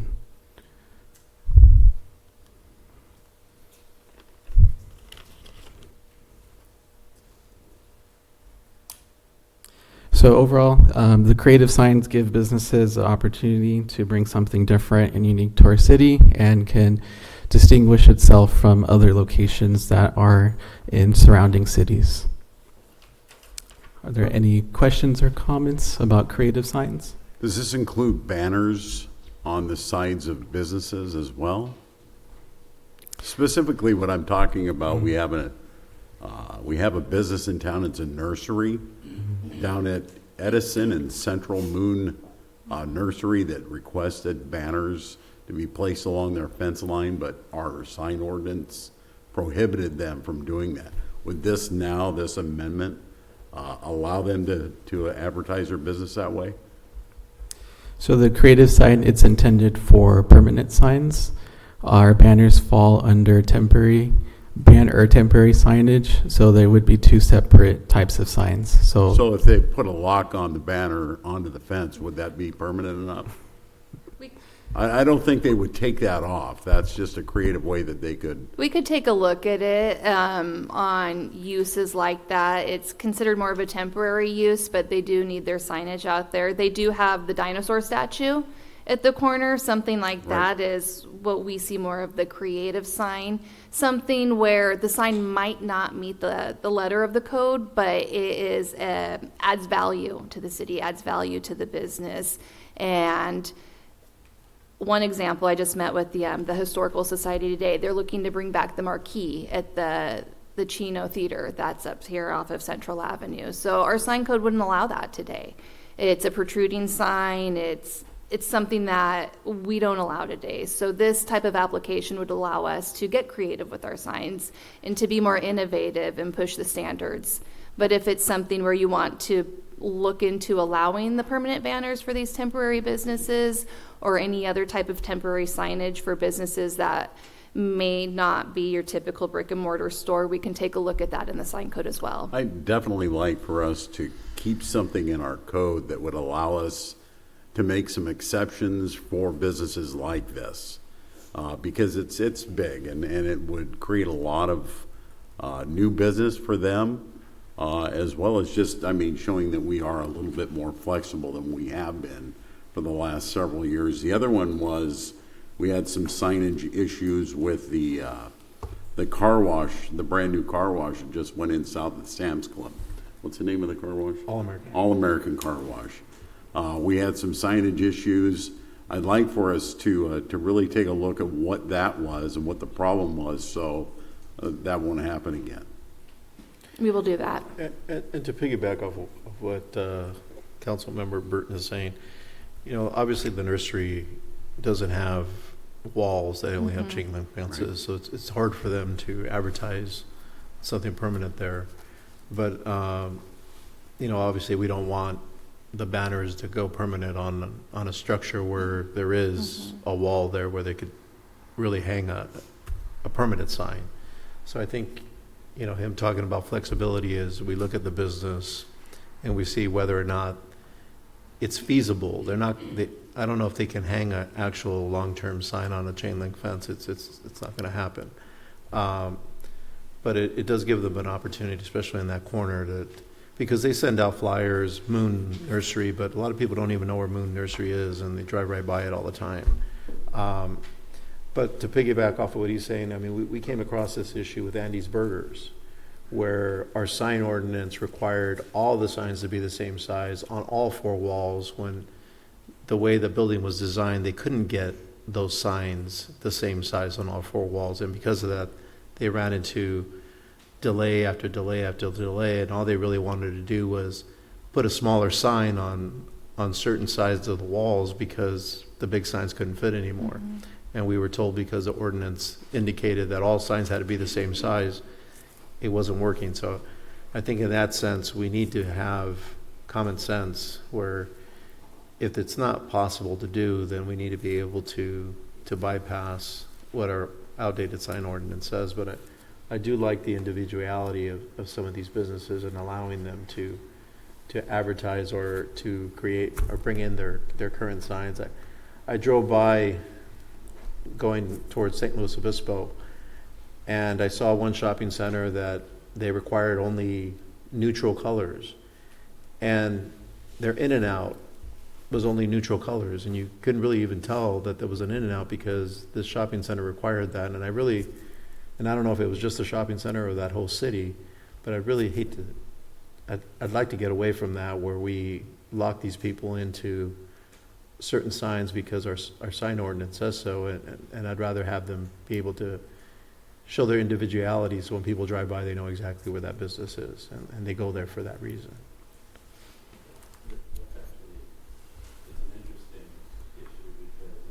If this is working, there we go. One of the first research projects I once did was as a lawyer for a city was whether the city could compel a user such as In-N-Out to change the colors to match a center, and the answer is no, because they have copyright protection. So I'm surprised that they were forced to, or at least conceded to use more muted colors. It was back then, which is about to date me, but it was a Blockbuster video, and they used to have their thank you, the blue awnings and that certain look, and it's copyright protected. I think the subject we're talking about there is what I would call branding, right? I mean, businesses have branding, I think, is worthy of protecting for them and bringing into the city. I have wondered, Chris, why we didn't get some of those features from Raising Cane's if you see them in other cities, or even Del Taco or different things. So, opportunity missed. So I'm certainly supportive of this direction. But I agree with the other things that's been stated here by Mark and Kurt. I have a different perspective of banners sometimes. With Moon, I think Mayor Pro Tem Burton is spot on, right? Because they don't really have an opportunity to really get eyes on to what that advertising is there.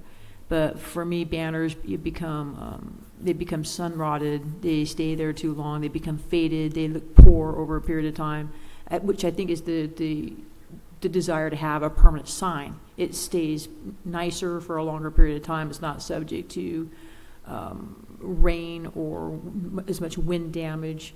But I do think there are certain circumstances where we have to look at businesses and say, okay, they don't have the ability to put a sign here, so how can we help them advertise their location here? So I think that flexibility is important. But my preference is whenever we can brand somebody with a more permanent sign that looks nice, and in our ordinance, that's just my 2 cents on that subject. Is there something now in our ordinance that talks about sign maintenance and what a business will do with the condition of a sign, like Councilmember Comstock had just mentioned? We do, for the permanent signs, have requirements for maintenance of signs and the upkeep of them. Maybe we can add that as well. For banners? Banners, so that we don't have those issues. Definitely. Question, Kevin? In regards to temporary signs and banners that we're talking about now, how long can an applicant, through the temporary sign permit, keep a banner up? It's 90 days per calendar year. And then if they wanted to swap that banner out with another sale banner, they could reapply and put another one in that location? They would have to break up that time. So they're allowed 90 days per calendar year for an established business. If it's a new business coming in, there's a 30-day grand opening banner is allowed as well. We're flexible on how they place it. If they want to use 5 days in January, 6 days in February, however they want to use the sign, they're allowed to come in and apply as long as they don't exceed the 90 days. And so after 90 days, how long do they have to take a break? It's 90 days per year. 90. Got it. Yep. Okay. Thank you. To be broken up however they want to break it up. Lisa, you have a question? Yes, I do. Thank you. To piggyback on that, speaking to two failed restaurant business owners that came into our city and didn't make it, both of their concerns were that they were not allowed to have now open signs, past like the 3-month mark. And nobody knew there was a restaurant in the shopping center. And that was both of them. Those are just 2 instances. Do we have anything, I know you just said, I didn't know what the ordinance was. Thank you for that. Do we have anything that would allow them to put up like a realtor does, a now open sign in the morning and they take it down? let's say, just a longer period of time. 90 days is like the 3 months is just not very long for people to know that a restaurant is now open in a shopping center. Would we ever consider allowing something longer for new businesses? We are looking into that for new businesses, just because 90 days, 120 days for them, it's a quarter of the year, it's not that long. A-frame signs are allowed. There's really no time restriction for how long a business can have an A-frame sign up, as long as it's taken in at the end of the day, placed out at the beginning of the day, and not impeding on a public sidewalk. So that's always an option for these businesses, but the banners, yes, that is a common complaint that we have received over the years. So we are looking at how we can, with the court case coming out, how we can regulate banners in a way where new businesses may get more time just because they are a new business establishing in the city. Thank you. And then one other thing, if we could maybe consider having director approval, city manager approval for something like creative signs, you know, just Andy's and Del Taco. It's just could we have a variance issuance? Yeah. It just seems so silly to me that we missed out on two great opportunities because of our sign ordinance, when common sense says this looks so much better than what we ended up with. As we were drafting these provisions and before we brought them to you, that would be a creative sign would be broken up, similar to how we do our sign variances, where we have a major and a minor, where if you're coming in with just a minor creative sign and we're still drafting the parameters of what is a minor creative sign, the director would have the ability to approve that, whereas something larger would be required to be approved by the Planning Commission the same way we would do a major sign variance. Thank you. Jimmy. Yeah. Just to rehash a little bit, maybe the things that have been said already. The flexibility, like we said earlier, to have the flexibility of changing things, to have things in taste, to be tastefulness. But we're talking about streamlining earlier, our earlier item, and you know, it's like case by case. We take it, you know, and give these companies an avenue if they want something, like we're talking about earlier, the Del Taco or the what we talked about, Del Taco, El Pollo Loco, and a few other places, they're Raising Cane's. They're lost opportunities, but did they have an avenue to maybe appeal, or maybe, again, not just appeal, but just at a no cost, appeal to say, hey, we want this, can we talk to, you know, like we said, a director, or can we take it to the Planning Commission? So they have an avenue to get the change done before they could build their project out. And talk about what Fred was talking about earlier, and we're talking about in and out. We're talking about franchises, and you know, franchises, they have standards, and they have colors. They're looking on the outside, the way it's built on the inside, you know, like to the T, you know, literally inch by inch. So sometimes we need to be a little flexible because it's their package. It's just, when somebody's buying a franchise, the franchise is it's universal everywhere throughout the United States. So sometimes we need to be a little flexibility when it comes to that, because again, it's their bottom line, it's their revenue, it's what they're known for. So we want to make sure they get that opportunity too. So that's my thoughts. Thank you. So really getting into that a little bit more, you talk about an appeal process. Would we have anything like that built in for a director to take a look at, to find out what's reasonable based on the circumstances at the time? Currently, no. But with the creative sign process, we would be creating that avenue. So they would be able to come in, propose a sign to us that does not meet the letter of the code. And the example of Raising Cane's, they all have that sign, mural, whatever you want to call it, the graphics on the side of the building. So they would have had that avenue to come through and propose that sign on the building as they were constructing it. So we could get the Chino branding on the sign. Typically when those are coming in, they do have some reflection on cities and what they're known for. So my question is, when we talk about director, what director would we give that opportunity to? It would be the Director of Development Services. And that's the same process we go through right now when we have a minor sign variance coming through. It would be reviewed and approved by the Director of Development Services. Can I add, maybe not just the director, but maybe add the economic development core that we have to be able to look at it, because they're the ones that are bringing in the business.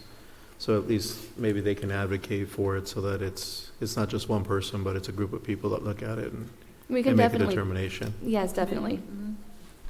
I like the idea of a possible committee for that. If we can add that in there, that'd be great. Really shows the uniqueness of a community when you drive through and it's just not all cookie cutter neutral colors, when you see different things, and I know we're gonna get into murals, but just, what's your city's personality? And I think that's really gonna add to our city when we implement this.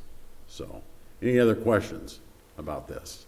No? Okay, Just to Chris? go back ahead. to the creative sign committee approval, if we were able to come up with a committee to approve these signs, would you like to see any type of creative sign ever have to go before the planning commission? Or would your preference be to leave that up to some type of committee to approve? I think a committee would be good. Thank you.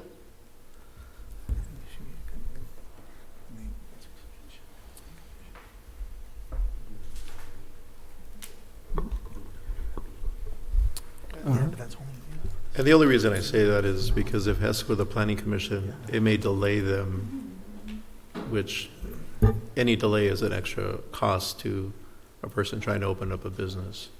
So if it's something that's simple like a sign, I think we can do that at a committee as opposed to putting it and making them go all the way to a planning commission, wait for a date and have it reviewed.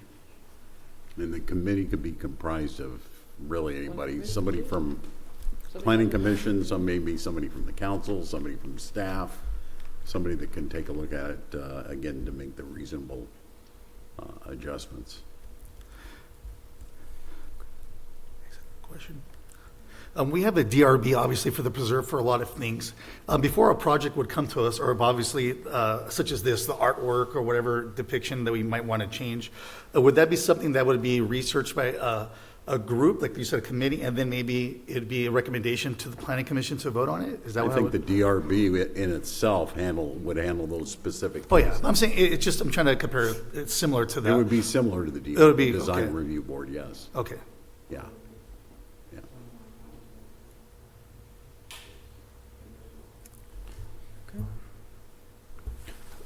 Yeah, I just want to add this. I know we had just mentioned that maybe we can add someone from the planning commission or council on that committee, but correct me if I'm wrong, Fred, but I guess the idea was how can we streamline the process but not let one individual make the decision?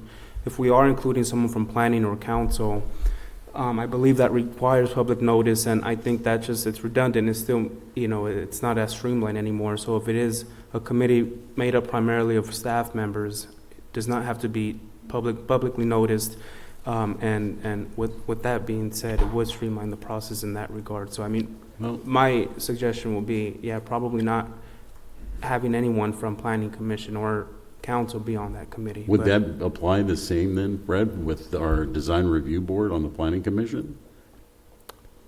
Because it is a committee within itself.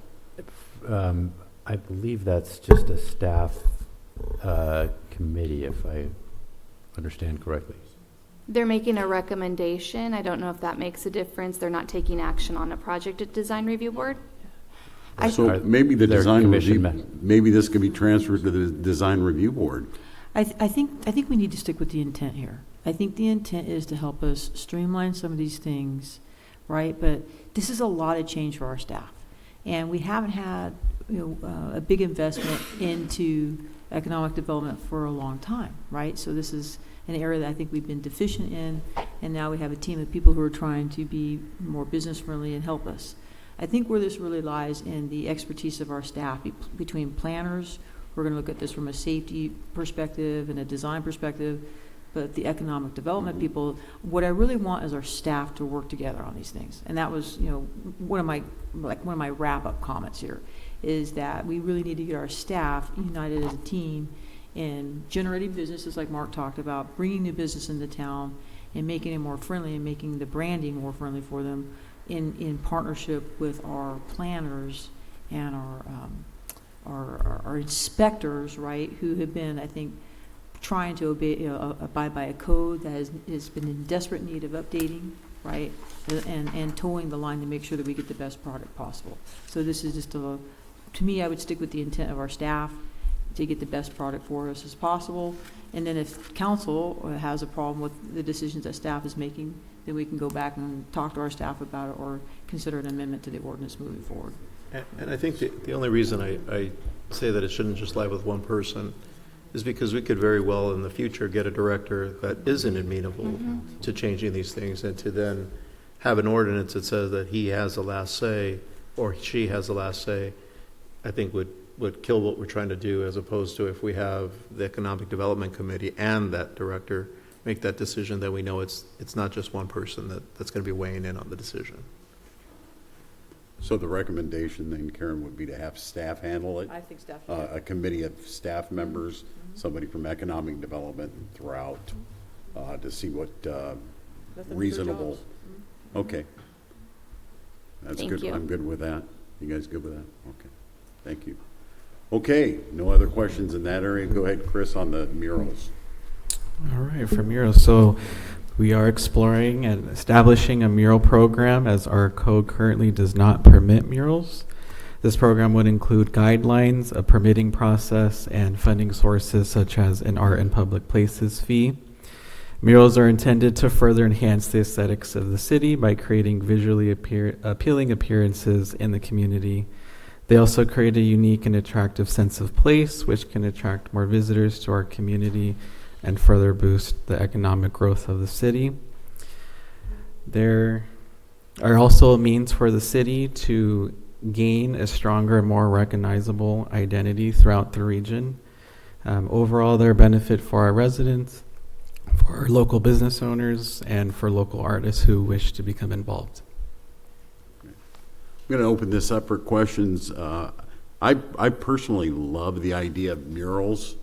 If you've not driven into the city of Ontario's downtown lately, I would recommend you do that. It's amazing, just the historical value that it brings into that area, as well as the new developments that are popping up. But it's just, I think murals really would make we keep continuing to talk about your uniqueness of it as a community.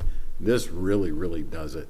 Depending on what you have going on in any particular part of town, a mural could say thousands of words, and also in advertising for those businesses in that area. So I really like it. Any comments from council? Yeah, to piggyback off of what Councilmember Burton's saying is also, not only does it do what he's saying, but our young people love murals. You know, if you go into LA, you know, you got people just visiting areas where they have a pink wall because they want to take a picture next to this pink wall. And I mean, if we bring some really nice murals here, that may also attract, or, you know, bring in those young people that like to come to unique spots like that and take pictures. And then also, I mean, we have some thriving new coffee shops. There's a lot of young people that are coming into our area, and I think this would just also add something new to that. So I like the idea of murals. Here. How are murals vetted? What distinguishes a mural from urban street art? And how do we ensure when they're graffitied or where that we maintain them? I would add, well, part of the distinction is one is authorized by the property owner and the other is not. Okay. But what if the property owner likes just urban art? Then it would go through our process. How, so one need go no further than over to like tropical Mexico, right? They put that beautiful mural in the back of it, all along the side. Like, that's private business. Like, did they get permission from the city to do that? Like some of these murals, I mean, how, like, I guess I don't understand like how they're selected, right? How are they approved, and then how do we make sure they're maintained? This has been something that we have been looking into for quite some time now as staff as well. How do we create this mural program, ensure that we're getting quality artwork, not graffiti-looking street art on the sides of our buildings, to ensure that the murals are maintained. And so we are going through currently and doing research with other communities. We're working with the city attorney's office to ensure that our ordinance will allow us to be able to vet the artists, vet the murals, and ensure that they are properly maintained at all times and not just art that pops up overnight. I would say that's great. I think there's other cities that are already doing it. We don't have to reinvent the wheel on it. Mhm. We just probably need to get, you know, a copy of their ordinance and how they decided about doing it, and, you know, get it instated here. I'm just making sure like that we have a plan in place to do it. But yeah, I agree with everything that's said here. Murals are neat. They're even on the side of Dodger Stadium now, when you go in there. So they are really popular and say a lot about the community. So thank you. If I may chime in, I know the conversation has progressed, but just on the question of the design review board, I just looked up your municipal code. One of the requirements to trigger the Brown Act is if it's a formally created body by the legislative body, by the city council. I don't see that it was ever formally created. At least it's not in your municipal code, based on a quick search. So that if it's informally created by staff, that would not trigger the Brown Act. Thank you, Fred. No problem. Can I also add to Councilmember Comstock's, just to add a little bit of caveat, there will be some murals that the property owner or business owner will propose to the city that will go through the process, and we have many examples that we can learn from. But then there's also going to be, if we have these art in lieu fees, and then we also have programs where the city itself is actually soliciting artists through RFP processes and different things like that. There'll also be murals and art that the city itself would commission as well. So there's two different things going on. Our team is looking at all those different options and what does that look like. Has a business wanted to do a mural in town? Pardon? Say it again? Have we had anybody that's wanted to do a mural? There has been requests from businesses that are very interested. I think the team here acknowledged a couple, because these are common now, especially to our commissioner's point on some of these franchise businesses, that this is something that they're doing to add excitement and fun and experience. So we're getting that, but we're also having interest in the art community as well here in town, that they want to be looking at some of these spaces. There's potentially locations in town like the Teen Center that can be a wonderful location for mural for the teens that are going and utilizing these spaces to really feel like there's a fun and festive opportunity for them to interact, and then also for us to show city history, legacy, maybe looking at the future. We've had various monuments in town that there have been requests, to put murals on. Like there's water towers in the town. And different places. We had talked about when there was a conversation with the roundabout over in Chaffey College. Those are different opportunities. So there's different spaces for us to really showcase who we are as a community through the mural process. Some will come that we commission through the arts fees that we're collecting, and then some will also come from the actual businesses themselves who want to put those on businesses or other places. And there also could be businesses that maybe they don't want it on their business, but they'll donate to a fund, so that murals depicting history and different things are also placed in other places. How about developers, Jackie, coming into town? These big now shopping centers. Yes. That would include them as well. Yeah, an example of that would be over in the Preserve. There's a walkway that connects the shopping center to the housing, and so in order to create some visual creativity, there's also several art pieces. I believe it came to the Planning Commission, if I'm not mistaken, but that there were some murals that were proposed in those walkways and in those panels. And I would imagine that we would also put some regulations on those as well, like we do our regular signs, that they would have to maintain the color and Correct. And condition of those as well. Is that correct? Yes, that is correct. So they would need to be maintained. Typically murals, when public art is out there, people tend to respect it. So that's the really cool thing when you start to use these on blank walls and blank canvases, that may become an area for graffiti. If you have murals out there, people respect that the mural's out there and don't deface them as often as they do blank canvases. Would that include, I know we're talking about walls and things like that, but we've also had discussions about the the inside of a crosswalk on the ground being painted that way too, as well, as long as somebody would maintain that. I know Yes. cars would drive back and forth over the top of that, but I think that'd be incredible to see that within our crosswalks. So There's research out there that says that crosswalks, especially around schools that have murals in them or have visual differentiation, that they increase safety. So we've actually applied for some grants that come up periodically to do that. The other places that we've considered in our town and engaged with other groups and artists is looking at basketball courts, looking at opportunities within the parks and different facilities and things like that, and really just creating that pride in public place, and also opportunities for the youth to get involved and for them to either participate in the generation of any kind of images for the murals, and also even in the painting of the murals. I think that'd be great, in the areas of these elementary schools to have their school logo and some kids that came up with some kind of design. It would cause people to slow down, I think, and take a look at what's really inside the crosswalk. So that might be something that would be very helpful anyway in the area. So specifically in the schools, that would be the jurisdiction of the school district, but when we're talking about parks and places like that, that would be our jurisdiction, but we definitely could partner. And once we start to build in some of the other cities that are creating robust programs, some of them, they're starting to do these partnerships that it really contributes to artists recognizing, oh, that's a city that is doing this kind of work. So let's propose things there. Great. Any other council comments on this?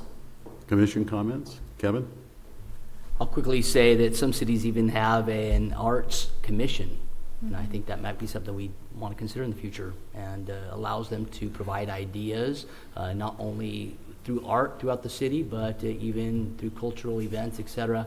One thing that the commission had requested for the Eden Glen project was that they consider, or that they not consider, but apply a mural to their wall. You know that Euclid and Schaefer is a gateway into our community, and so that was a recommendation by the commission that a mural would be added to their project.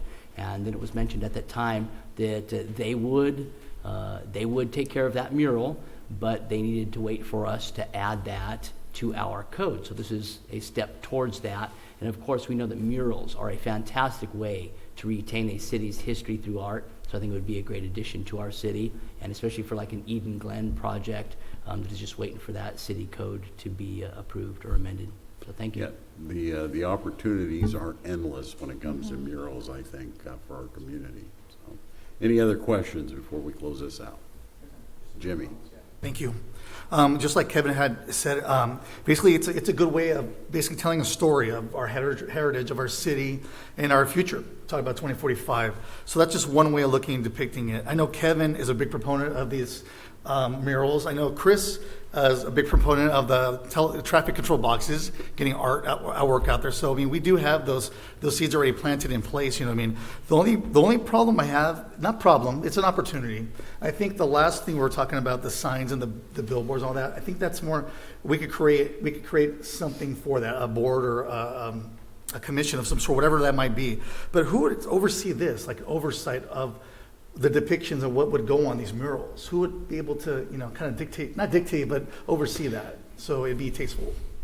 Yeah, that's something that we are still looking into. We have been doing a lot of research with other cities and how they establish murals and the approval process of it. So that's something that if you have any feedback on the approval process, is this something that you would like to see if someone wants to come in with a mural, an arts committee created, if the planning commission would be the approving authority, that would be helpful to know. Obviously, we're talking about cutting red tape and making things streamlined faster. We don't want to create a committee for everything. I think everybody agrees on that, right? So I don't know what the right thing to do. Obviously, we want to see the precedents in other communities. I think there's other communities that have been doing murals for many years, so they probably have a good precedence and they've worked things out already. So obviously, but I think we have a direction, obviously, to give to you to do that. But I don't want to create too many committees and too many things because nothing's going to get done eventually. Let's be honest. So, but this is a good idea. But once we put something in place, something can happen. Like Kevin was saying earlier, there wasn't something in place for them to be able to do the mural. But doing this, it takes steps forward. So I would make a recommendation. We get a hold of Ontario right away. They just put theirs together. I know it's all fresh for them now, so we can take a look at maybe what Ontario and other areas are doing. Claremont, lots of neighboring cities are doing it. Okay, any other questions or comments? Thank you. If I may, Fred? just from a legal standpoint, I just have to say murals are probably the trickiest to regulate because once you approve a mural program and authority to put up murals, I could give you an example of a legal issue a city came across. It was a smoke shop that on the entire side of their store, it was a very artistic, right, you could imagine, it was very artistic and it had someone smoking something, I'm not sure what, but the city tried to regulate that because commercial speech is subject to a lot more leverage by the city to regulate. You could imagine the store owner said, no, this is art. Yes, it may depict some things that we sell in our shop, but you can't prohibit me from expressing my First Amendment right because your ordinance authorizes murals. So this was my question, like how does, Mr. Zigzag end up on the side of a smoke shop, right? So, I don't know. I think we have to, I think we have to look at it like, like they would say, like, junk. One man's junk is another man's treasure, right? It may not be a mural that I prefer, right? But as long as it's not obscene, or we're gonna get the majority of them, I believe, that we're really gonna like historically, and we may get a few in there where it's like, hey, not my mural. That's already happened with the art boxes. There are some people who love these art boxes that we got, and some people are like, why do these art boxes look like this, right? So I think when it comes to art, it's very subjective. So I think that's why I was just saying, hey, how do we vet them? I just think we need to make sure that they are tasteful in their own manner, even though we may not prefer them. We're gonna have to be a little flexible about them. If I could, Mayor Pro Tem, just add to what Andrea was saying. Work on this ordinance for us. More work for you. And that's that there could be different processes too. So the ones that the city commissions with art in public places money or donation money, there could be a process where, say, like even the Community Services, Parks and Recreation Commission could be a part of that process. And then when they are these murals that are coming from the commercial sense to what Fred's talking about, that are proposed versus that we put RFPs out, then that can go the process that the council had made some comments on in terms of having a internal staff review. So it doesn't all have to be under the same umbrella. We have a lot of different options that we're learning from other places. Okay. Anything else? Just two questions. Two questions. One thing that hasn't been brought up, and I know I've had different members of the community bring this up to me, is in terms of the languages that we allow, right? Some prefer the English language only. Others, say, hey, well, why don't we have, Spanish or et cetera, et cetera. Can you guide me? What does our ordinance allow right now? Fred. I don't know. I was going to hand it off to Fred. I don't know that our ordinance addresses it, but again, now you're treading into a First Amendment issue. If I want to advertise my product and you're looking at the content of that advertisement, even though it's commercial speech and you have a little more leverage, it's difficult to regulate content and say, no Vietnamese or no Spanish. So that becomes tricky to regulate.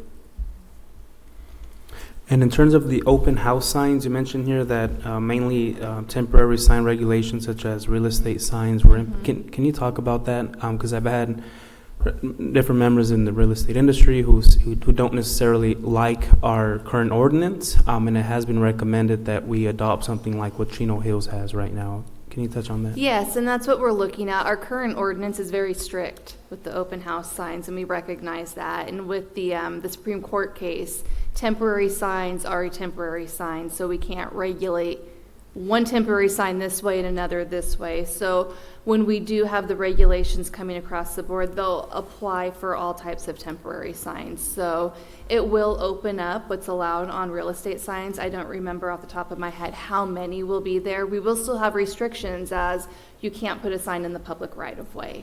But the number of signs leading someone to an open house, I believe, does increase, which will hopefully help out the real estate community. We will also be reaching out to them as well as we get further along in the draft to allow them time to review the sign code before it goes before the Planning Commission and City Council and gather feedback from that community. And time frame, when do we expect for this to come back? This is looking to be married with the zoning code update. So since we have new zoning standards coming into place, it makes the most sense for the zoning code and the sign code to come together as two items, but come together before the Planning Commission and the City Council simultaneously. So when would that be? We're looking at this year, later this year, Okay. summer time, summerish. So possibly summer of 2026. Correct. Thank you. Kevin, do you have anything? Mayor Pro Tem Burton, in regards to murals, I know that the city of Chino for ADUs has a few sets of pre-approved plans to expedite the process. I wonder if that's something that we could roll into murals, that we could have pre-approved artwork that perhaps preserves the history of Chino, perhaps past artwork that was used by Decker Farms or local dairies, that somebody could just choose that pre-approved artwork and move forward with that. Just a recommendation.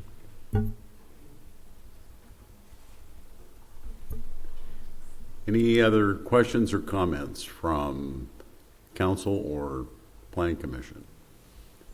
Anybody in the audience like to address this topic? Warren? Just one. Overall, I have a question on the digital board. Come on up.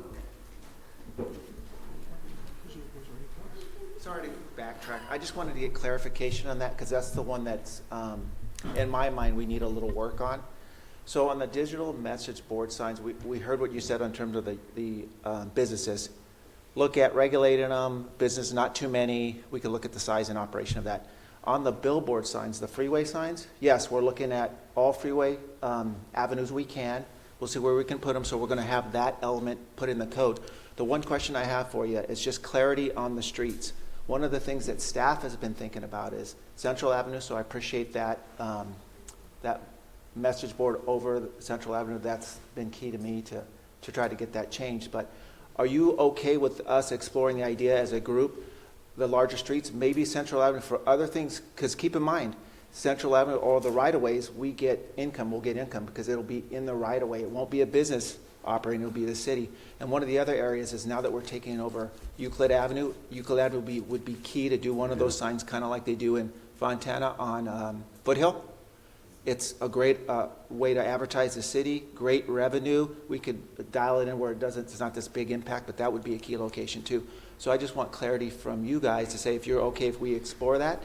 Of course, it's got to come back to you guys for approval, but that would be something that I would ask for if you're okay with that. I think that's an outstanding idea, and we'd appreciate it if you'd look into that for us. Great, thanks. Thank you very much. Anybody else? All right. The next regular meeting of the City Council will be held on Tuesday, January 20th, 2026 at 6 p.m. Closed session no earlier than 4 p.m. if necessary in the council chambers. The next regular meeting of the Planning Commission will be held on Wednesday, February 18th, 2026 at 6 p.m. in the council chambers. This meeting is adjourned. Good night.